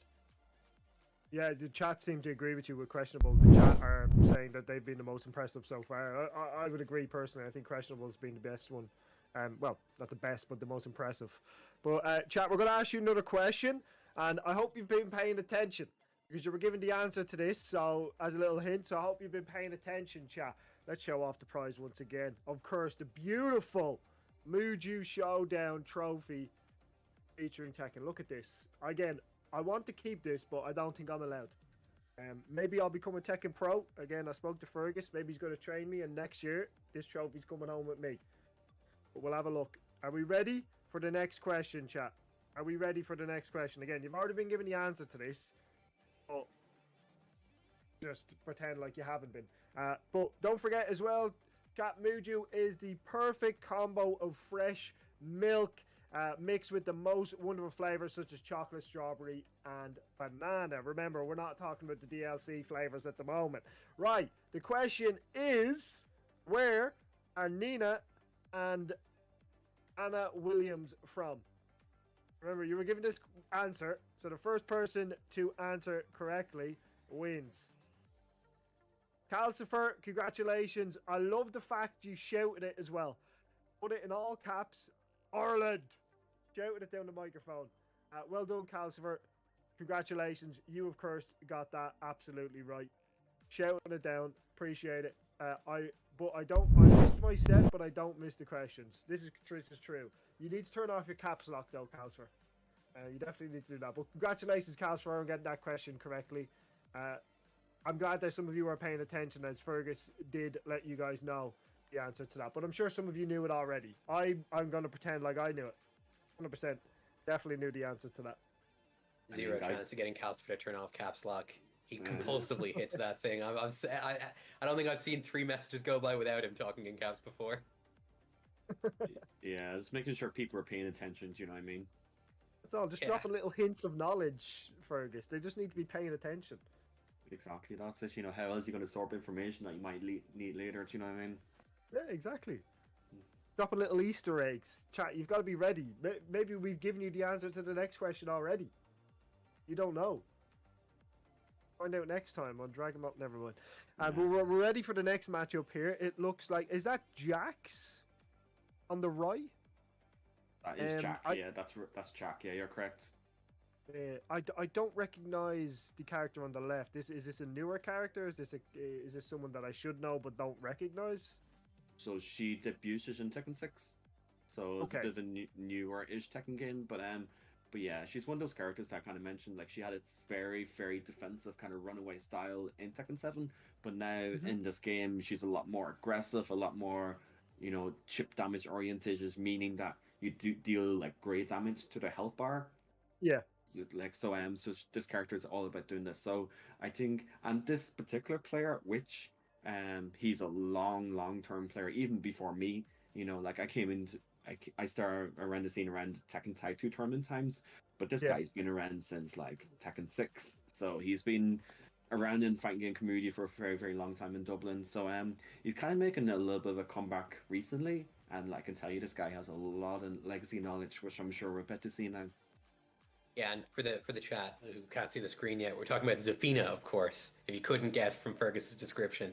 And yeah, the Witch has been someone interesting, because a lot of players, even in the scene, don't know the Witch, because they're kind of like a nomad. He shows up to a tournament and then won't show up again for like 8 months, and then all of a sudden is back. And then now he's been to a few events recently, but it's really fun to see whenever he does show up. Like, we're like, oh, wait, I know you. After having not been there for, well, I think he came to 2 events in all of Tekken 7, maybe 3. Yeah. Is it someone that you're expecting to do maybe qualify for the tournament tomorrow or do well in this tournament? I would say he's a safe bet, yeah. Yeah, he's hard to rank in these tournaments because he doesn't show up often enough. But he has beaten me and knocked me out of tournament before, so for my own ego, I'm going to say yes. I expect him to do very, very well. And what about Hubert? Do we know much about them? Are we expecting much from them, or do we just not know much about them? Well, I know he likes to play like a very aggressive style, which is exactly what Safina is. But I know he has a couple of characters that he likes to play. Like he likes to play Lily as well. He likes to play June as well. Clarify about Hubert, Fergus. I don't think I know much about Hubert. It's what you were asking, Tom, right? We actually are seeing the Lily from Witch here, but Hubert, no, I don't know if I've seen Hubert at any events before this. So it is great to see new names popping up. Yeah.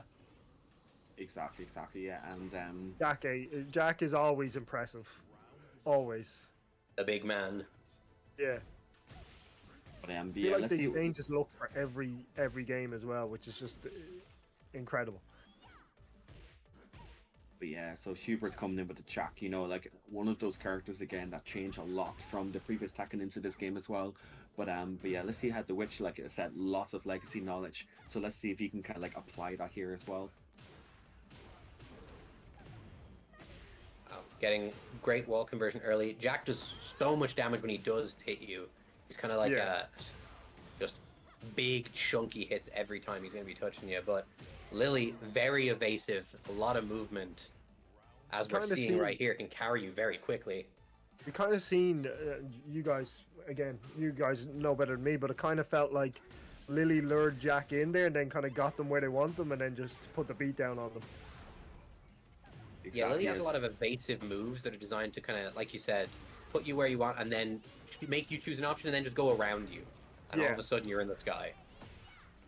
Yeah, and then Lily's like sidestep is like the best in the game, so she's very good at, escaping situations that other characters have to hold, that they have to respect. But Lily can kind of ignore that, and as you see there, that the Witch is using here, he's using her sidestep quite well to get around Jack's options and to apply her own pressure as well. Exactly like that there, yeah. Great job, guys, showing off what Fergus is talking about instantly. The combinations from Lily and the attack, how they're moving around Jack here has been incredibly impressive. It's like they're making it look easy, and that's no disrespect to Hubert and the Jack player, but Witch is just making it look easy.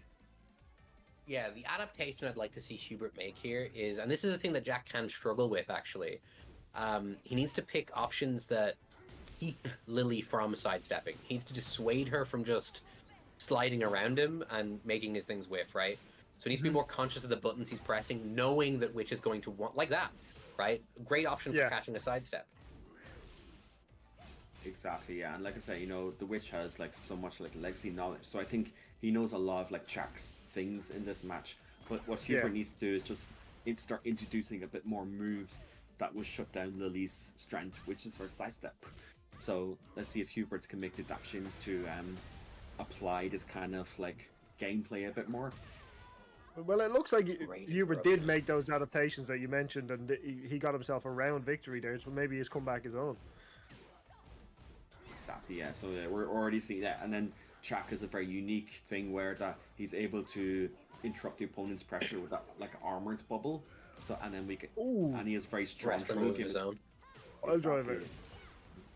But yeah, let's see what Witch can do here now. Also, very strong armor move that Jack has access to that we just saw there. Alright, the shoulder plus frame.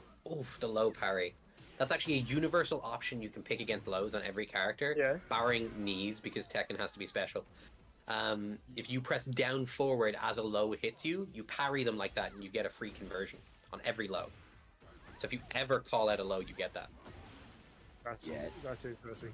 Yeah, it just takes very good timing as well. That's why like a low block is easier a lot of the time because he can just hold the block to deal with a low, but the low parry has to be a very like precise timing. But yeah, the Witch is returning the pressure back, activating his own heat, But what Hubert is looking very strong in this match. But yeah, Yeah, I the think Witch Hubert gets- heard me saying which was making it look easy, and then he got angry. I think that's what happened. Well, important to note, the winner of this match, this is one of our last qualifying match. The winner of this match qualifies for the event tomorrow. So both players are playing. This match decides a seat for tomorrow. Yeah, Very so- important match then. Exactly, yeah. So it's either go big or go home kind of thing at this point. Yep. Oh, But yeah. Oh, 2-2. Jack actually. So we've seen a lot of players in Heat use their Heat Smash. Jack's Heat Smash is actually very, very quick. It's faster than most characters. He can interrupt a lot of things with his. It's a big punch that launches a satellite from space down at you. Wow. And it's very That's fast. crazy. That's crazy. I think, and then Jack uses his armor bubble to interrupt the Witch's pressure and gets the throw, but doesn't quite convert off it for the kill. Very close. Oh, and then this is really bad for Hubert because the Witch still has heat, and Lillian Heat is very strong, but it just ran out. But let's see if Hubert can close out the match now. Yeah. Right here for Lily, if she can grab it, is the seat tomorrow. But Hubert keeps himself alive, bringing them to 1-1. Bringing one of our closer games today. Look at the size of that gun. Again, I said it first round, which was making it look easy, but fair play to Hubert. They've come back strong and they've got themselves that round. It's all going down to this final round now.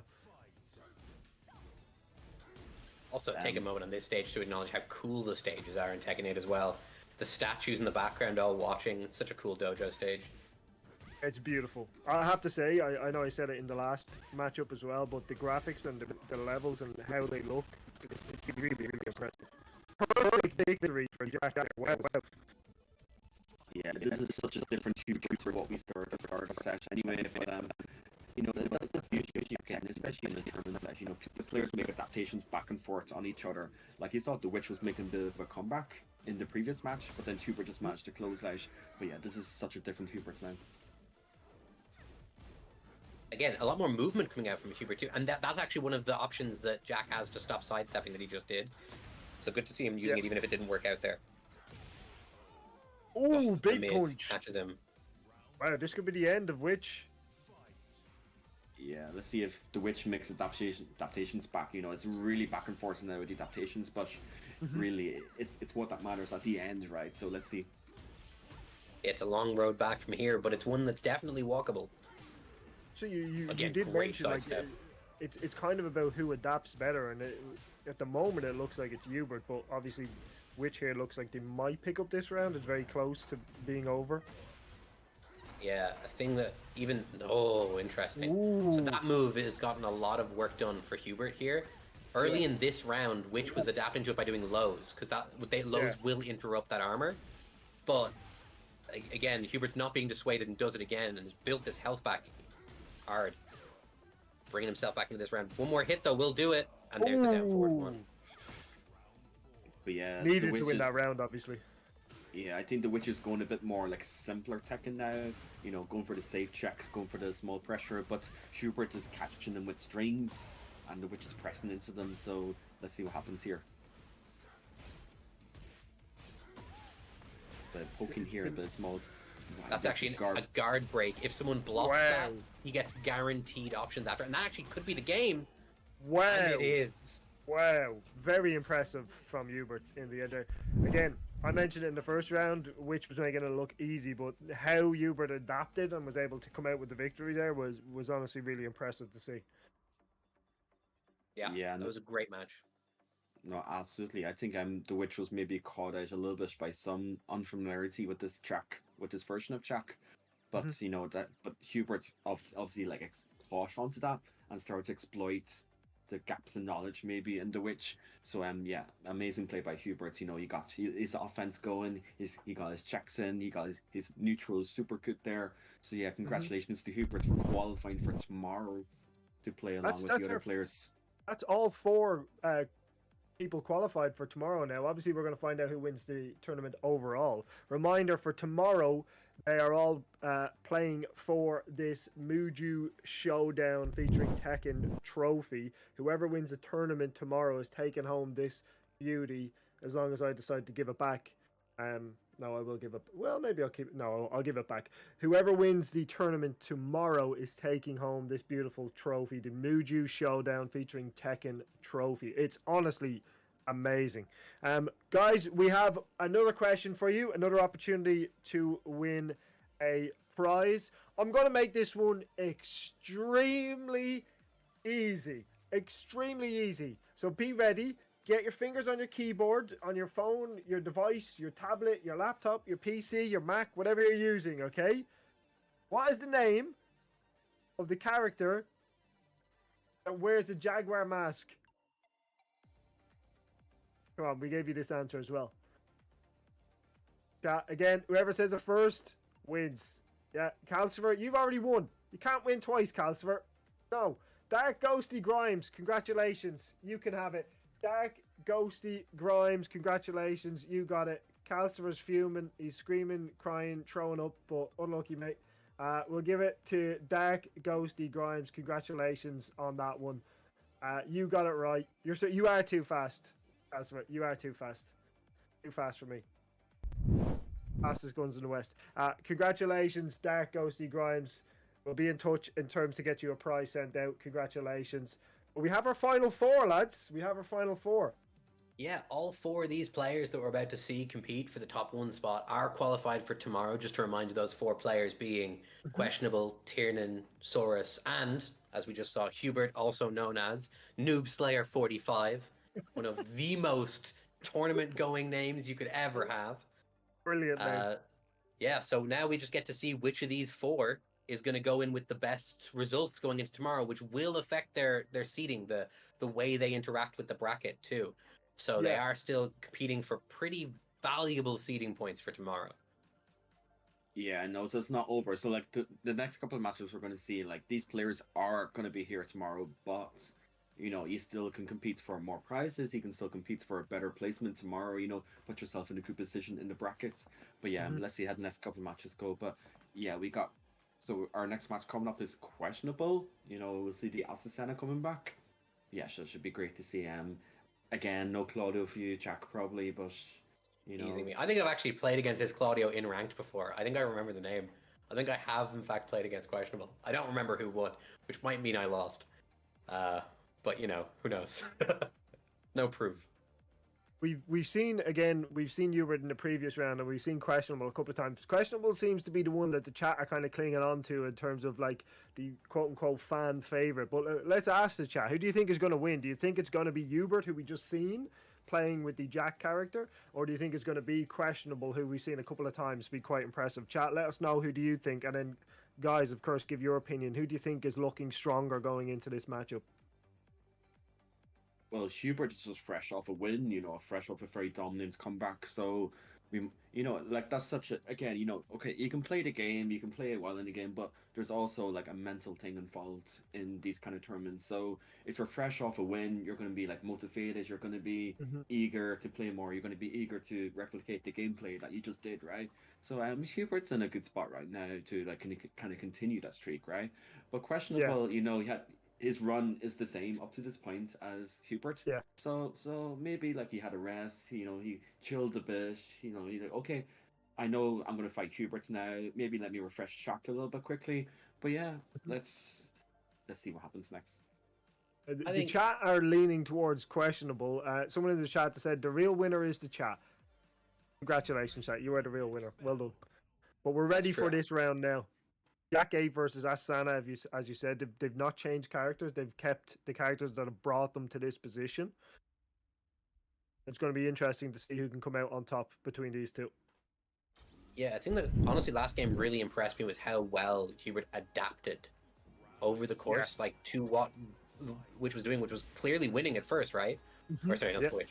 Was clearly winning at first from Lily, but and I think that if Hubert can adapt to the options Azucena is picking and punish them successfully, I think he can take the game. I think, again, that was my takeaway from the last matchup, was how well Hubert managed to adapt to, quite frankly, getting comfortably beat in that first round. But they learned their lesson, they adapted, and they came back strong and were able to come out on top. already we've seen Hubert guess right on a mix-up, but drop his punish. That's going to be a really key thing in this matchup, is not only choosing the right option and blocking it, but converting into damage when you do. Like, this is a great chance too.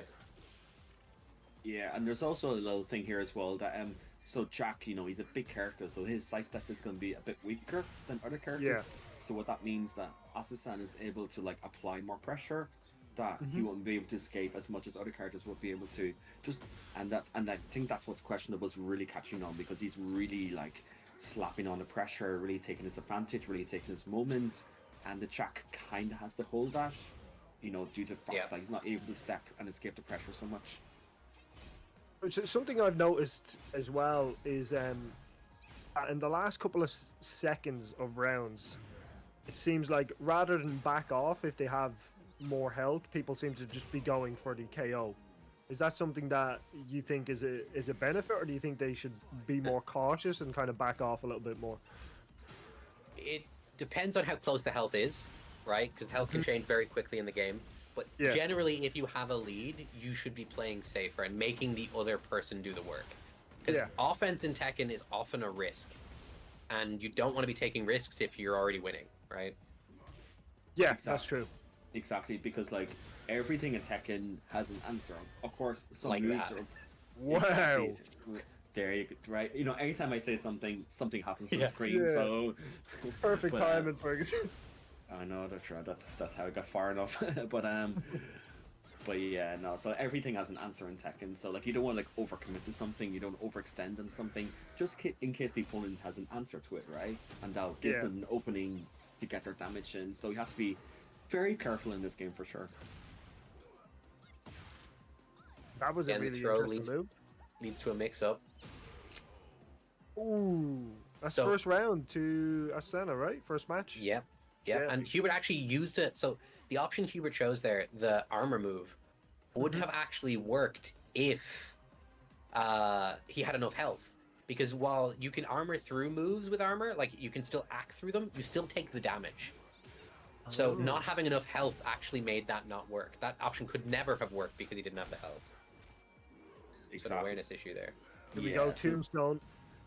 That's always like an important thing to be aware of. Like, okay, if you go for a Rage Art, which is like the armored animation move, you just have to be aware that you have enough health to be able to tank any damage that you take. But yeah, he gets the armor in, running pressure here, tries to grab, but Hubert breaks it. Impressive.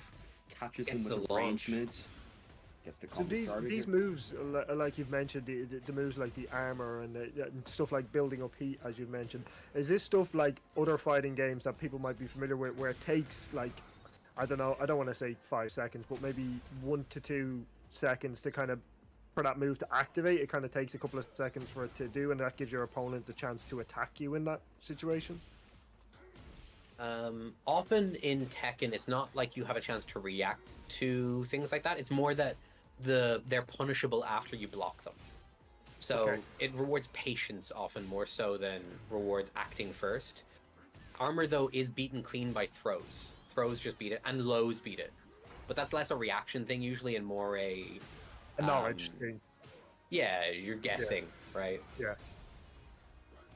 Yeah, so like you're like preemptively doing these answers in, expecting an armor to come out. But yeah, Questionable is looking quite strong here. A game on his back now. Even if he loses, so this is also like another important like player mentality thing. Okay, you could lose a couple of rounds in the second match, but if you have that win behind you, it could get you a little bit more comfortable, a bit more complacent.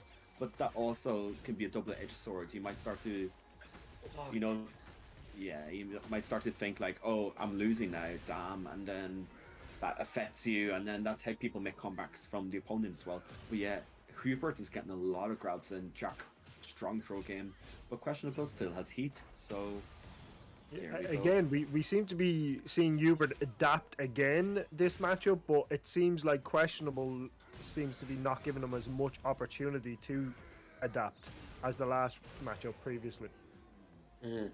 Yeah, exactly. Correct. Yeah, right. Yeah, it's just like Jack's a big character, so that's why Questionable was able to get like a lot of pressure going.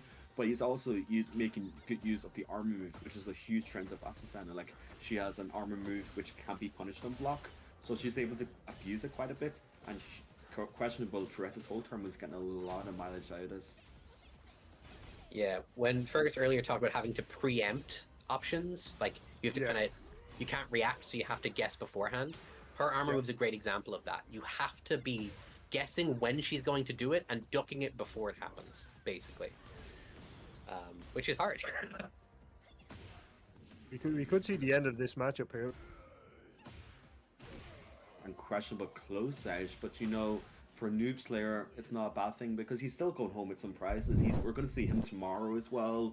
So questionable is just in a better position tomorrow in the brackets, but nothing too much on Noob Slayer. You know, he still has a good placement tomorrow in the bracket, and well, he's already home, but he's going home with some nice prizes to take home as well. Some nice prizes are going home to him. Yeah, they'll be making their way to him as soon as we get those sent off. Yeah, exactly. Best opportunity tomorrow to compete for the Mooju Showdown featuring Tekken trophy as well. But like you said, losing that matchup will affect his placement in the bracket, but he still did very well to get into that Final Four and qualify for tomorrow. Yeah, correct. And it'll give him a chance as well. As I think, seeing his name, I think he's gone to a few events now. But often the events, when you're playing against such a wide variety of players, it can be harder to get deeper into the bracket and play against those names that we'll be seeing tomorrow. Exactly. Like from here on, it's just totally like, obviously there's a bit better prizes to win, but also, you know, give yourself a bit of advantage in the bracket. So like how seeding works is, if you are a top seed, you'll be placed against like, this is up to like the tournament organizer's discretion or whatever, but like the weaker player would be at the bottom. So how we work with the top player would be matched up against the weaker player. So go 1 and 16, 2 and 15, 3 and 14, and so on, right?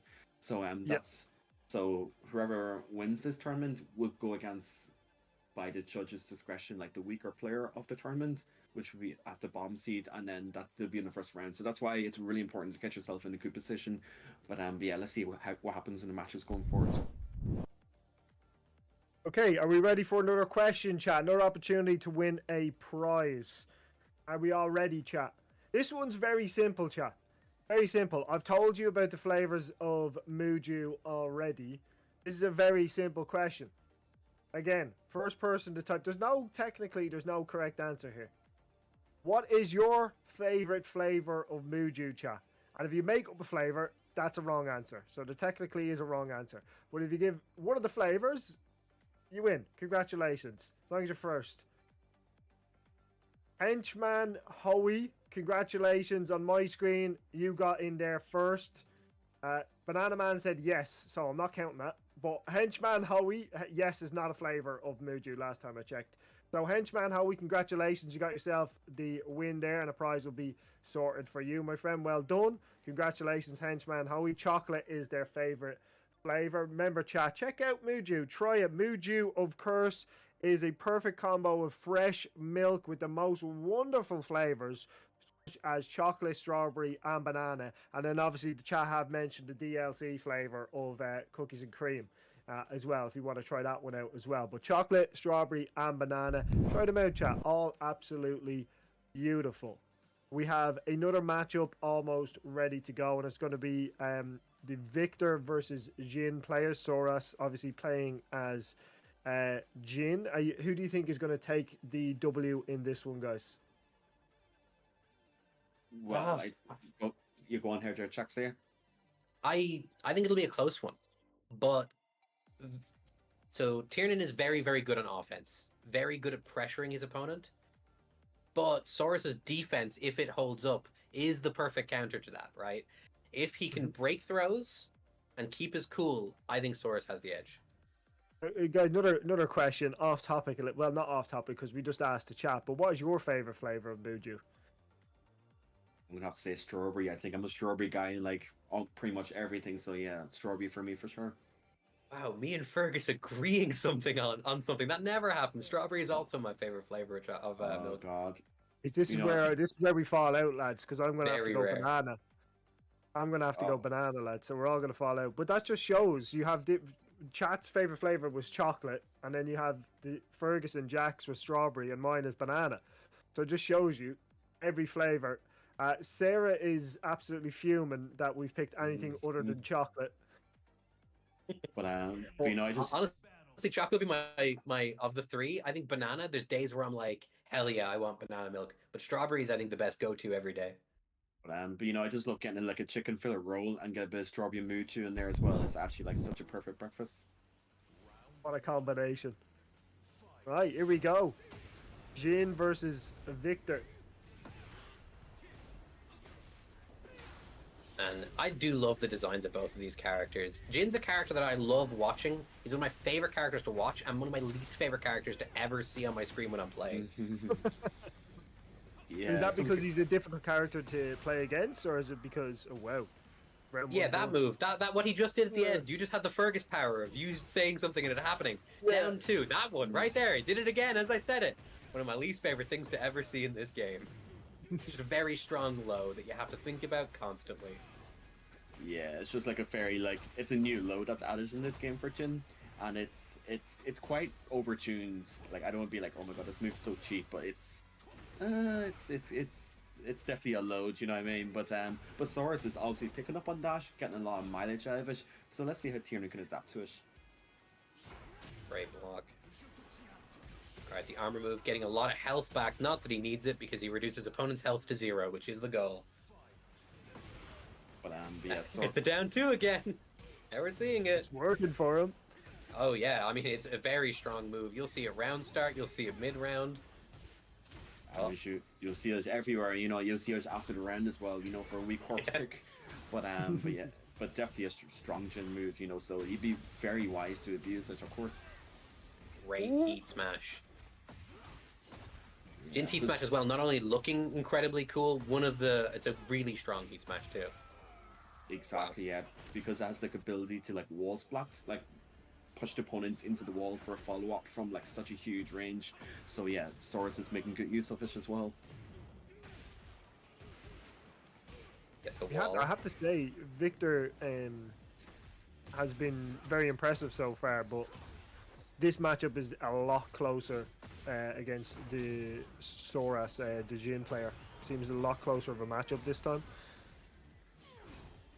Yeah, no, definitely. But you know, like Tiernan's is closing the round here. But let's see if Saurus can bring it back with this heat smash, hell sweep, and then puts him into like a guessing situation. But Tiernan's bringing it back with the throws. No break on the throw. It was one of the things I said. Saurus is going to need to deal with those throws if he wants to take this set. I feel like I jinxed Saurus there. I'm sorry, I jinxed him.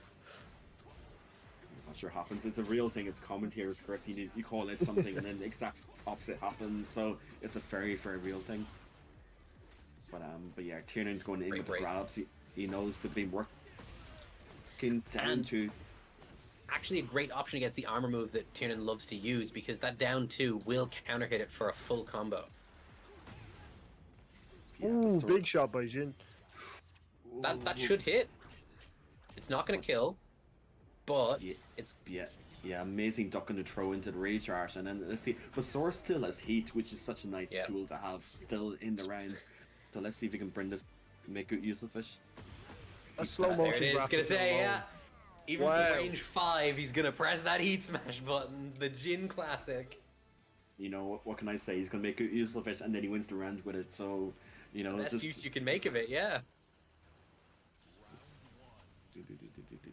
But yeah, so this. Let's see what happens here anyway. So Saurus is closing the gap in with forward for it, which is a very strong range mid that Jin has. Really good to control neutral with, really good to control space with. But Tiernan gets the launch in, gets the wall combo, drops the end, and Saurus takes advantage of that. Goes with the mid. Again, he was kind of hoping that Tiernan had been conditioned by the down twos there, and threw out the mid to try and make Tiernan guess on a duck. Yeah. So you see the kind of mind games that both players are playing with each other here. Wow, great use of the plus frames. Yeah. I mean, that's the beauty of Tekken, you know. I mean, you could play just a single match with someone and already have mind games going on. So that's just like the beauty of fighting games in general. Yeah, sometimes you can, when two players have played each other a lot and they play in tournament, it looks like neither knows what they're doing at all because they both played each other so much. They're playing like on a level that you don't really get because they're so used to each other's habits. Trying to do the unexpected, Yeah. or what a casual player like myself would probably do, because it's not what they expect someone who's on the pro scene to do, or the Yeah. tournament scene. All right, here we go. Tiernan back against the wall. 1 round between between Saurus moving into the finals and Tiernan being eliminated. Yeah, Saurus is in an incredibly strong position, but you know, like, it can happen. You can think, oh, I'm very close to winning, and then you just put pressure on yourself and you just kind of fall apart. I'm totally speaking from experience here. But great job from Tiernan, ignoring all of that and just doing his own thing, getting through the round. Needed to win and got the win. Impressive. This is where Saurus needs to not have that Dark Souls effect come into play, right? Needs to focus on just playing the game that's worked for him up to this point and not get too antsy. Great duck. Yeah, but Tiernan burns up his heat, which is a really awful position to be in, especially against the opponent who still has their heat to use. Great throw breaks coming out. Wonderful sidestep on the heat smash, nullifying the heat from Saurus. Yeah, good break on the throw, good punish. What's the mix from here? Oh, good block on the low, that would have killed him. Oh, missed. Look, he there it still is. gets it. Throws at the button. Panic armor move from Tiernan costs him his tournament life. We will, though, while it's the last we see of Tiernan today, it's not the last we're going to see of Tiernan. Assuming that all of you do what you should and show up to the tournament tomorrow for more Tekken. Because we will see him taking part tomorrow. We'll, of course, see all 4 of the semi-finalists take part tomorrow. Congratulations to Tiernan, obviously, for getting to the semi-final of this tournament. But again, he has another chance at taking home this beautiful Mooju Showdown featuring Tekken trophy. He has another chance of taking this home tomorrow, obviously having qualified. The only difference is it'll be seeded a little bit differently in the bracket for tomorrow. But Yeah, now we have our final 2, guys. But yeah, so we got the finals. We're now in the finals. You know, the last match of the day. So, you know, this is going to be the winner of today's tournament. Going to take home some nice prizes and going to put themselves in a good position for tomorrow's brackets. But yeah, absolutely. Yeah, I think we've got an interesting finals now too. I think we've got chat's hero versus commentary's hero, right? Both, I think me and Fergus have been incredibly impressed by Saurus throughout, and the chat has been captivated by what some might call a questionable player who's just gone, and even through hardship every game, often in his games looked like he's fallen behind too, and then managed to just come back and win anyway. Whereas a lot of Saurus's games have looked very controlled. It's going to be really interesting to see if they can do it. If Questionable can pull it through and get past Saurus's really good defense.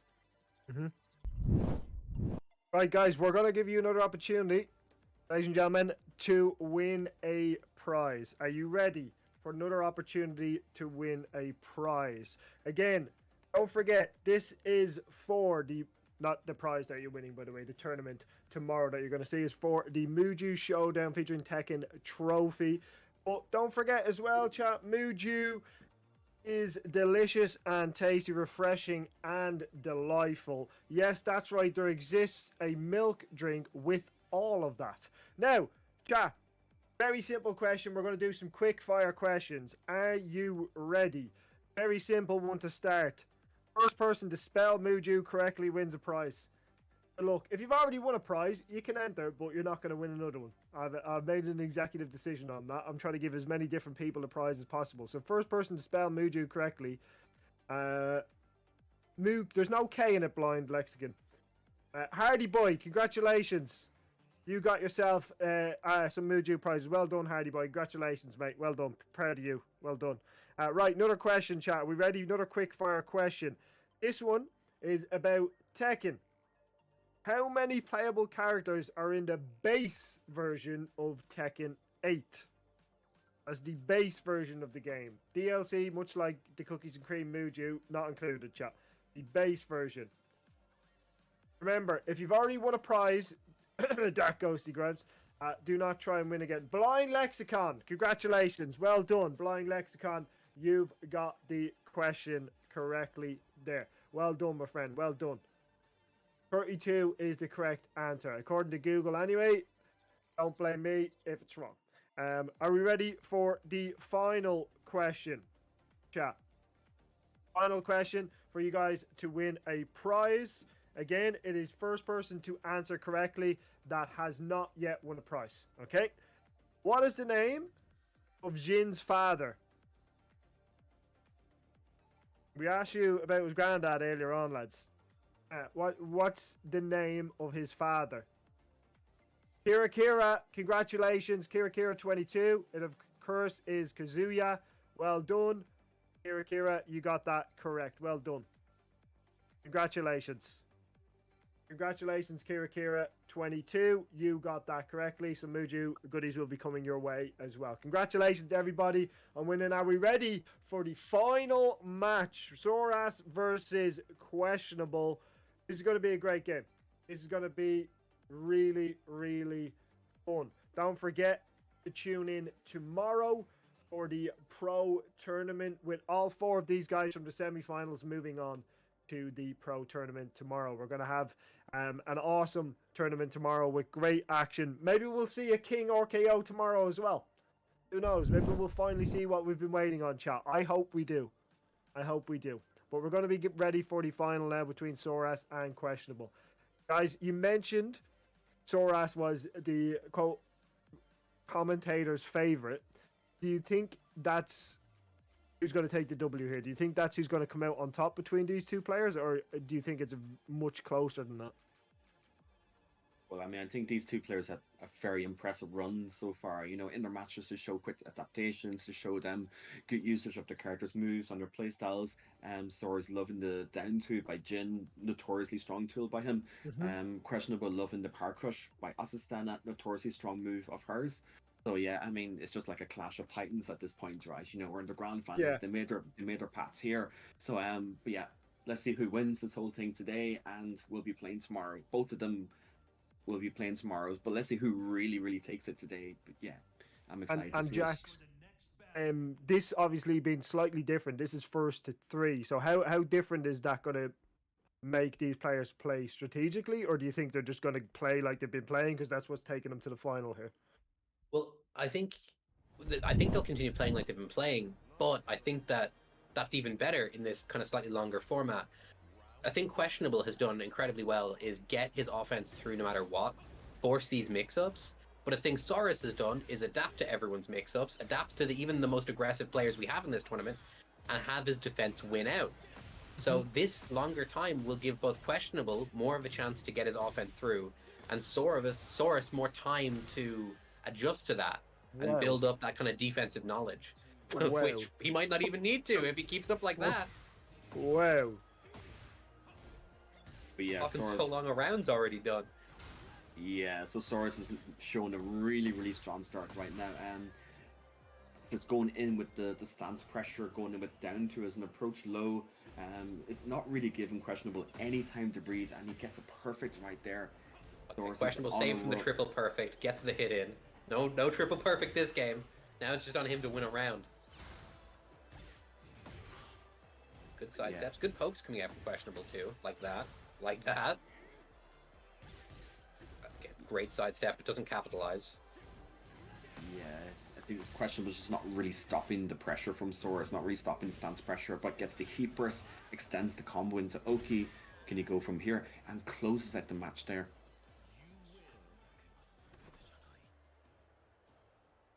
I mean, again, very dominant first game. Yeah. If I'm Questionable, I'm very glad that this is a first to 3 right now, because you're going to need that extra time. The next game will be incredibly important for Questionable, right? There's no worse feeling than going 2 games down in a first to 3, because you know you have to win every game from here, right? So this is super important for Questionable to pull this back here. Exactly. Now in a first to 3 scenario, you have more. You can be a bit more lenient with losing a match, right? It's not like in the first 2, if you lose a match, that's a big loss, right? But no, in the first 3, you have more room for mistakes. You have more room to make adaptations to bring it back, right? But I think that's what Questionable is doing right now, dealing with source pressure, gets his side step into launch into the combo, and gets the Question is adapted well here. They've taken the first round obviously, and they're taking it to Source in this second round as well. The chat favorite seems to have swung towards Soros now, so they seem to be agreeing with you, but Questionable is definitely putting up a good fight in this round. thing I really like from Questionable is he's actually just slowed down. That's been the big difference I've seen in the last round and a half. Has been him being more willing to block, trust his defense, and then wait for his turn.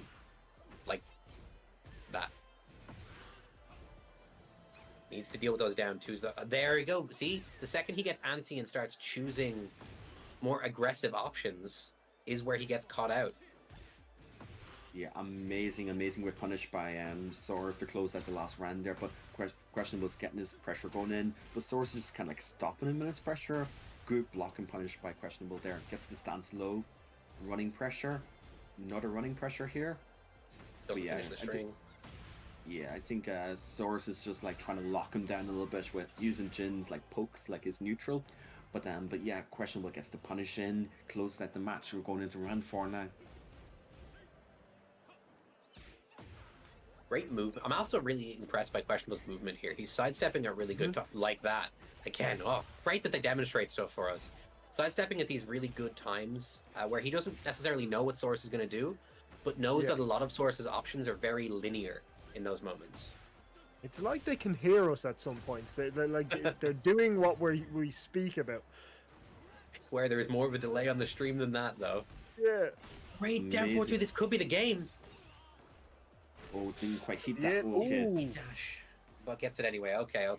Finishes his meal. And again, so important that Questionable wins that game, right? Now they're on even ground again. Now mentally you can reset and say, okay, it's a 1-2 from here. Both players on one game. We've spoken a lot about adaptation in this tournament so far, and this has been another great example of that. Questionable was able to adapt in that round and take home the match. Yeah, an amazing low parry on the down 2. Again, the word of the day being adaptation. He's adapting to it with several blocks and now the low parry. Yeah, the question was been making really good usage of the sidestep. He was able to evade some of Jin's options, and there we go, like we said. A whiff punish. Exactly, yeah. Question was being extremely on points with these punishes, but Soros just needs to like maybe choose his timings a little bit better, just to ensure that his attack is in range to actually connect. Gets the grab to close out the rounds. Great combinations. If you're gonna learn a move name, that move he keeps doing with the wing, it's called Demon Paw, what people call it. Demon Paw is a brilliant name. Yeah, I love it. I hate it. I hate the move. It's very good. Yeah, I think that was their first blocking down to we've seen all day. Really good block by Questionable. But yeah, some moves in Tekken just have like a really cool like name, and you just remember them. Do you know what I mean? Like that fist by Paul Phoenix, for example. You know, so some moves just really stay with you. But yeah, Questionable getting the heat pressure in, gets the conversion. Seen something mentioned in chat here. I actually, like, this is a genuine question. It's made me think about it as well. But they've mentioned, like, I know their fingers or their hands got to be tired from pressing these buttons and defending, attacking all at once. Is that something that comes into play in a tournament where you do get a bit of tiredness? Or is it something that, as long as you have a break in between matchups, everything's fine? No, tiredness for sure. One of the biggest things you see between a player who's used to tournaments and not is managing adrenaline. So think about it. A game comes down to final round, very close. You get that huge adrenaline rush.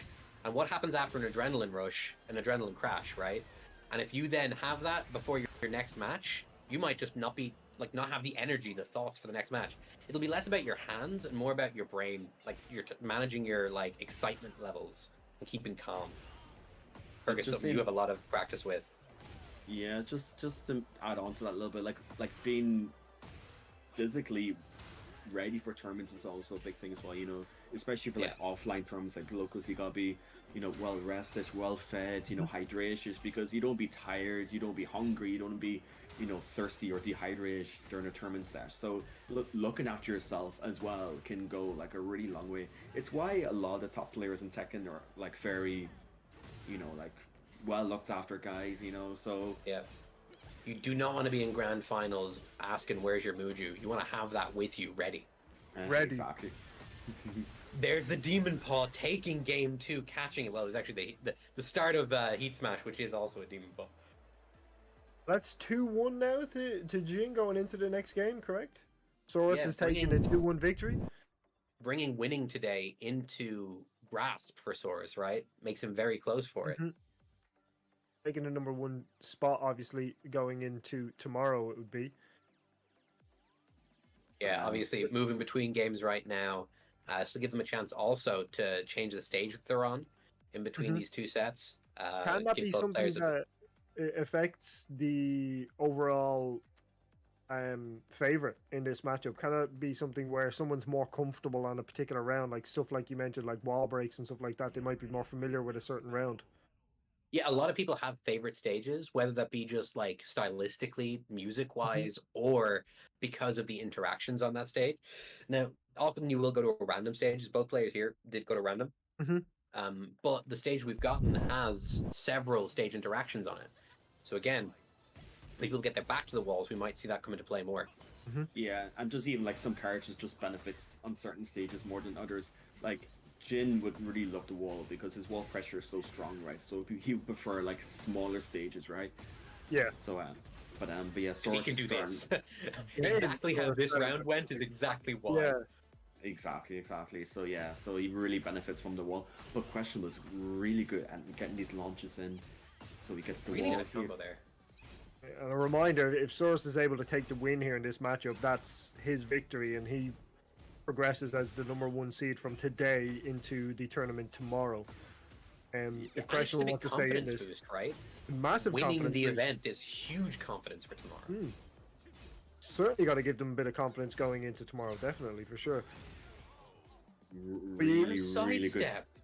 Yeah, Questionable. I think of all the players, that Questionable's made the best usage of the side step, which is such an important tool to know. Because if you know a character is going to do something that might have weak tracking one direction, and you take advantage of that by stepping in that direction. So Questionable has been using that really, really well.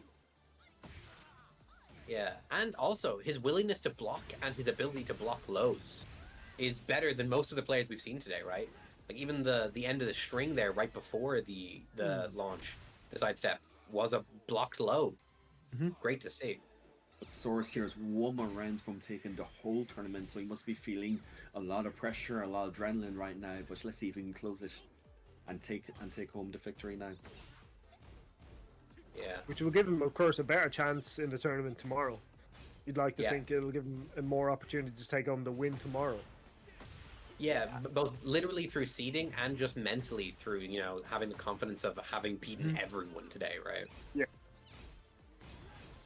Absolutely, because like mental thing is such a gets the block. Great block again. These low blocks are incredible. A big thing Questionable though needs to do, and maybe practice this before tomorrow, is he's getting a lot of chances from his blocks, but he's not fully converting on a lot of them. His combos have been dropped a fair bit. Maybe needs to work on those a little bit before tomorrow. Yeah, this is such an important win for Questionable, because if you lose this round, the tournament is over, giving it to Source, but he gets the combo starter into the wall. Bit of pressure here. Oh, I think he's really racking up the damage here. Great throw break. Goes behind him. Oh my god. Oh, it doesn't do the wall splat version. Could be in a lot there, but it's fine. We get the hell sweep up here. And he takes one more hit here. Ooh, we're going down to the final one. Yeah, so now we're going to the final match. Questionable taking it there. Any other way. Yeah, getting really risky with the lows, like. But if you think about it, like the probability of two like evenly matched players going into final round is actually not as unlikely as you think. So you see a lot of grand finals do go to like 2-2, But let's see. But this is the one that matters, So whoever needs to make their adaptations needs to make them now, because this is the one to win. Yeah. 100%. Who do you think has the most confidence coming into this? Do you think it's Questionable, who just took the previous round, or do you think it's Source, who knows that they have been able to beat Questionable, but they just got maybe unlucky in the previous round? Well, momentum is definitely a thing, right? So like that's a little bit Unquestionable's favor right now, just because he won the previous, but he panicked with the rage art. Didn't get the punish on the rage art though. Very, very important mistake. Yeah, I would say the person who needs to make the adaptation right now, great down forward too, catch them coming in, is Source. Source is relying a lot on lows, and Questionable has blocked them, been willing to, and has punished them, and that's kind of the big difference maker right now. Yeah, that kind of dropped punish on the rage art is something that can really like kind of tilt you, or like frustrate you into making more mistakes. But let's see if Questionable can like kind of capitalize on that. I feel like this round for Soros in particular, it's a must-win. If he loses this round, it's backs to the wall. It's any mistake can be game over, and his tournament over for today. Exactly. Frames. Yes. Like you do not want to be 2-0 down because that's like not a nice position. And then Questionable's Gonna gonna take it again. Smash is so Commentator's strong. curse. Yeah. Great sidestep on round start. Into stance. Good block. Great again. The block on the. Yes. Questionable's looking so comfortable right now. He smashed in. What's the mix here? It goes very brave Block with the low. again doesn't punish it fully. He could have fully launched him for that. Yeah, so Again, Questionable's been so good blocking the down twos right now, which is like with one more hit for Questionable to take the whole tournament. Gets the heat dash in. A good start for Soros. Ooh. Oh, what's the mix here? Hands up into it. Blocks the low, and again, it's the block. The story we were telling, that the blocked low wins the tournament for Questionable. Absolutely incredible. And again, it's that word we've talked about in the entire tournament is adapting. And it feels like Questionable was just able to adapt better in that grand final. So congratulations to Questionable. Moving on to tomorrow, obviously, as the victor in today's tournament. But don't forget, all 4 finalists will move on to tomorrow. But congratulations, everybody that took part. And congratulations to Questionable for the victory there. Really, really impressive how they managed to adapt and how they managed to take home the W there in the final.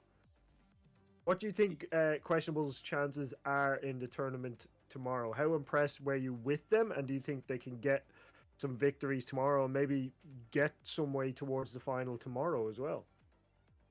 Well, the way he... Sorry, you go in there, Jackson. No, you go ahead first. No, you.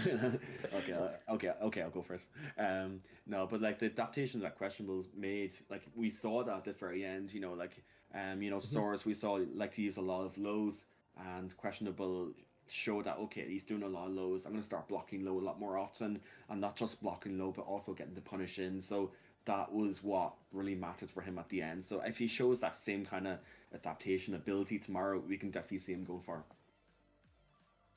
Yeah, I think 100% the same. I think that last game was the most impressive game from Questionable of the whole event to me. Mm-hmm. It sounds like a silly thing to say. Being willing to block lows and punish them is so big in Tekken.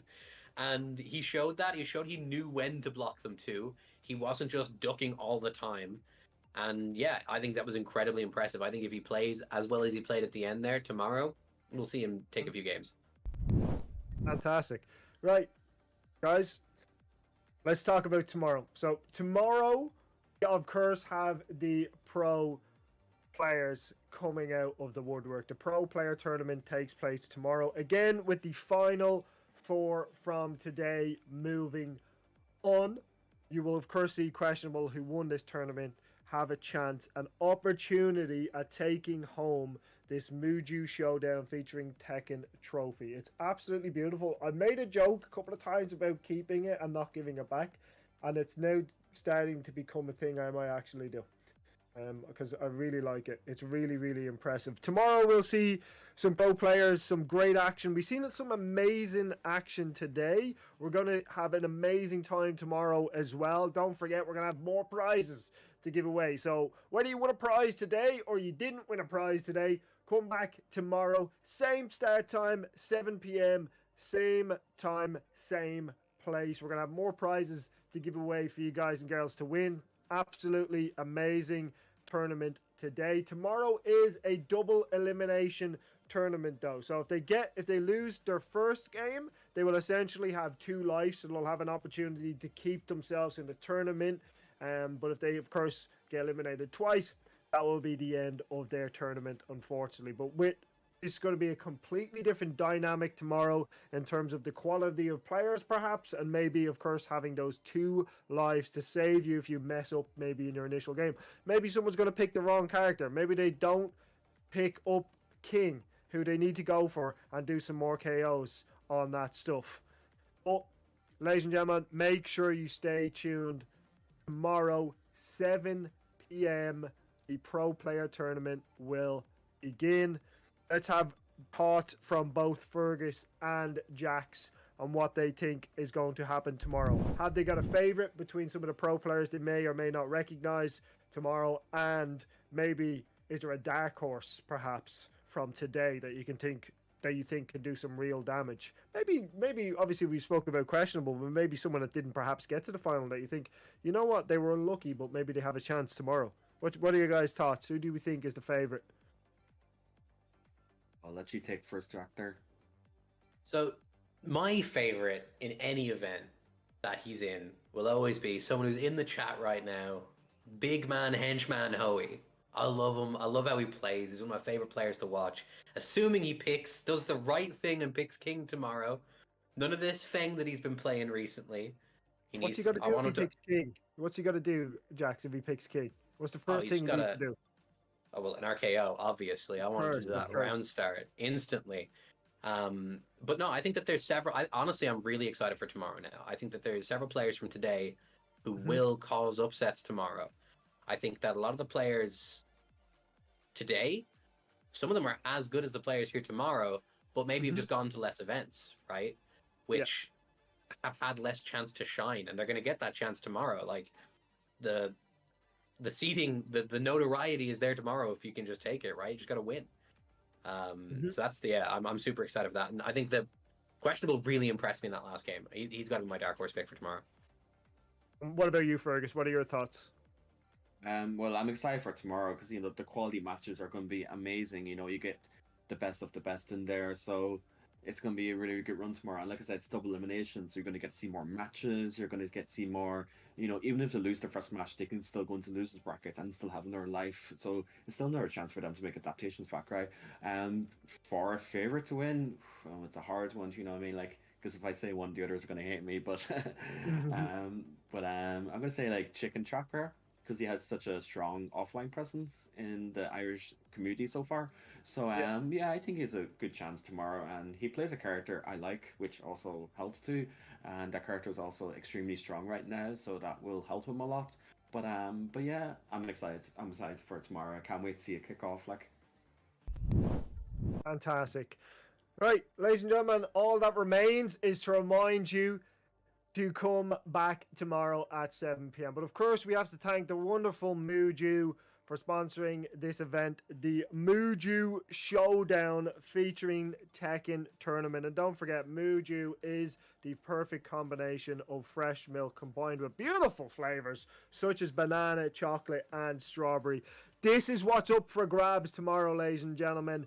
The trophy, this beautiful trophy, not to distract you from my beautiful face, but this beautiful trophy, the Mooju Showdown featuring Tekken trophy, is what's up for grabs tomorrow. 7 p.m, same place, same time. We'll see you tomorrow. Thank you so much for everybody joining in. More prizes tomorrow to win as well. Have a wonderful day. Have a wonderful night wherever you are. We'll see you all tomorrow.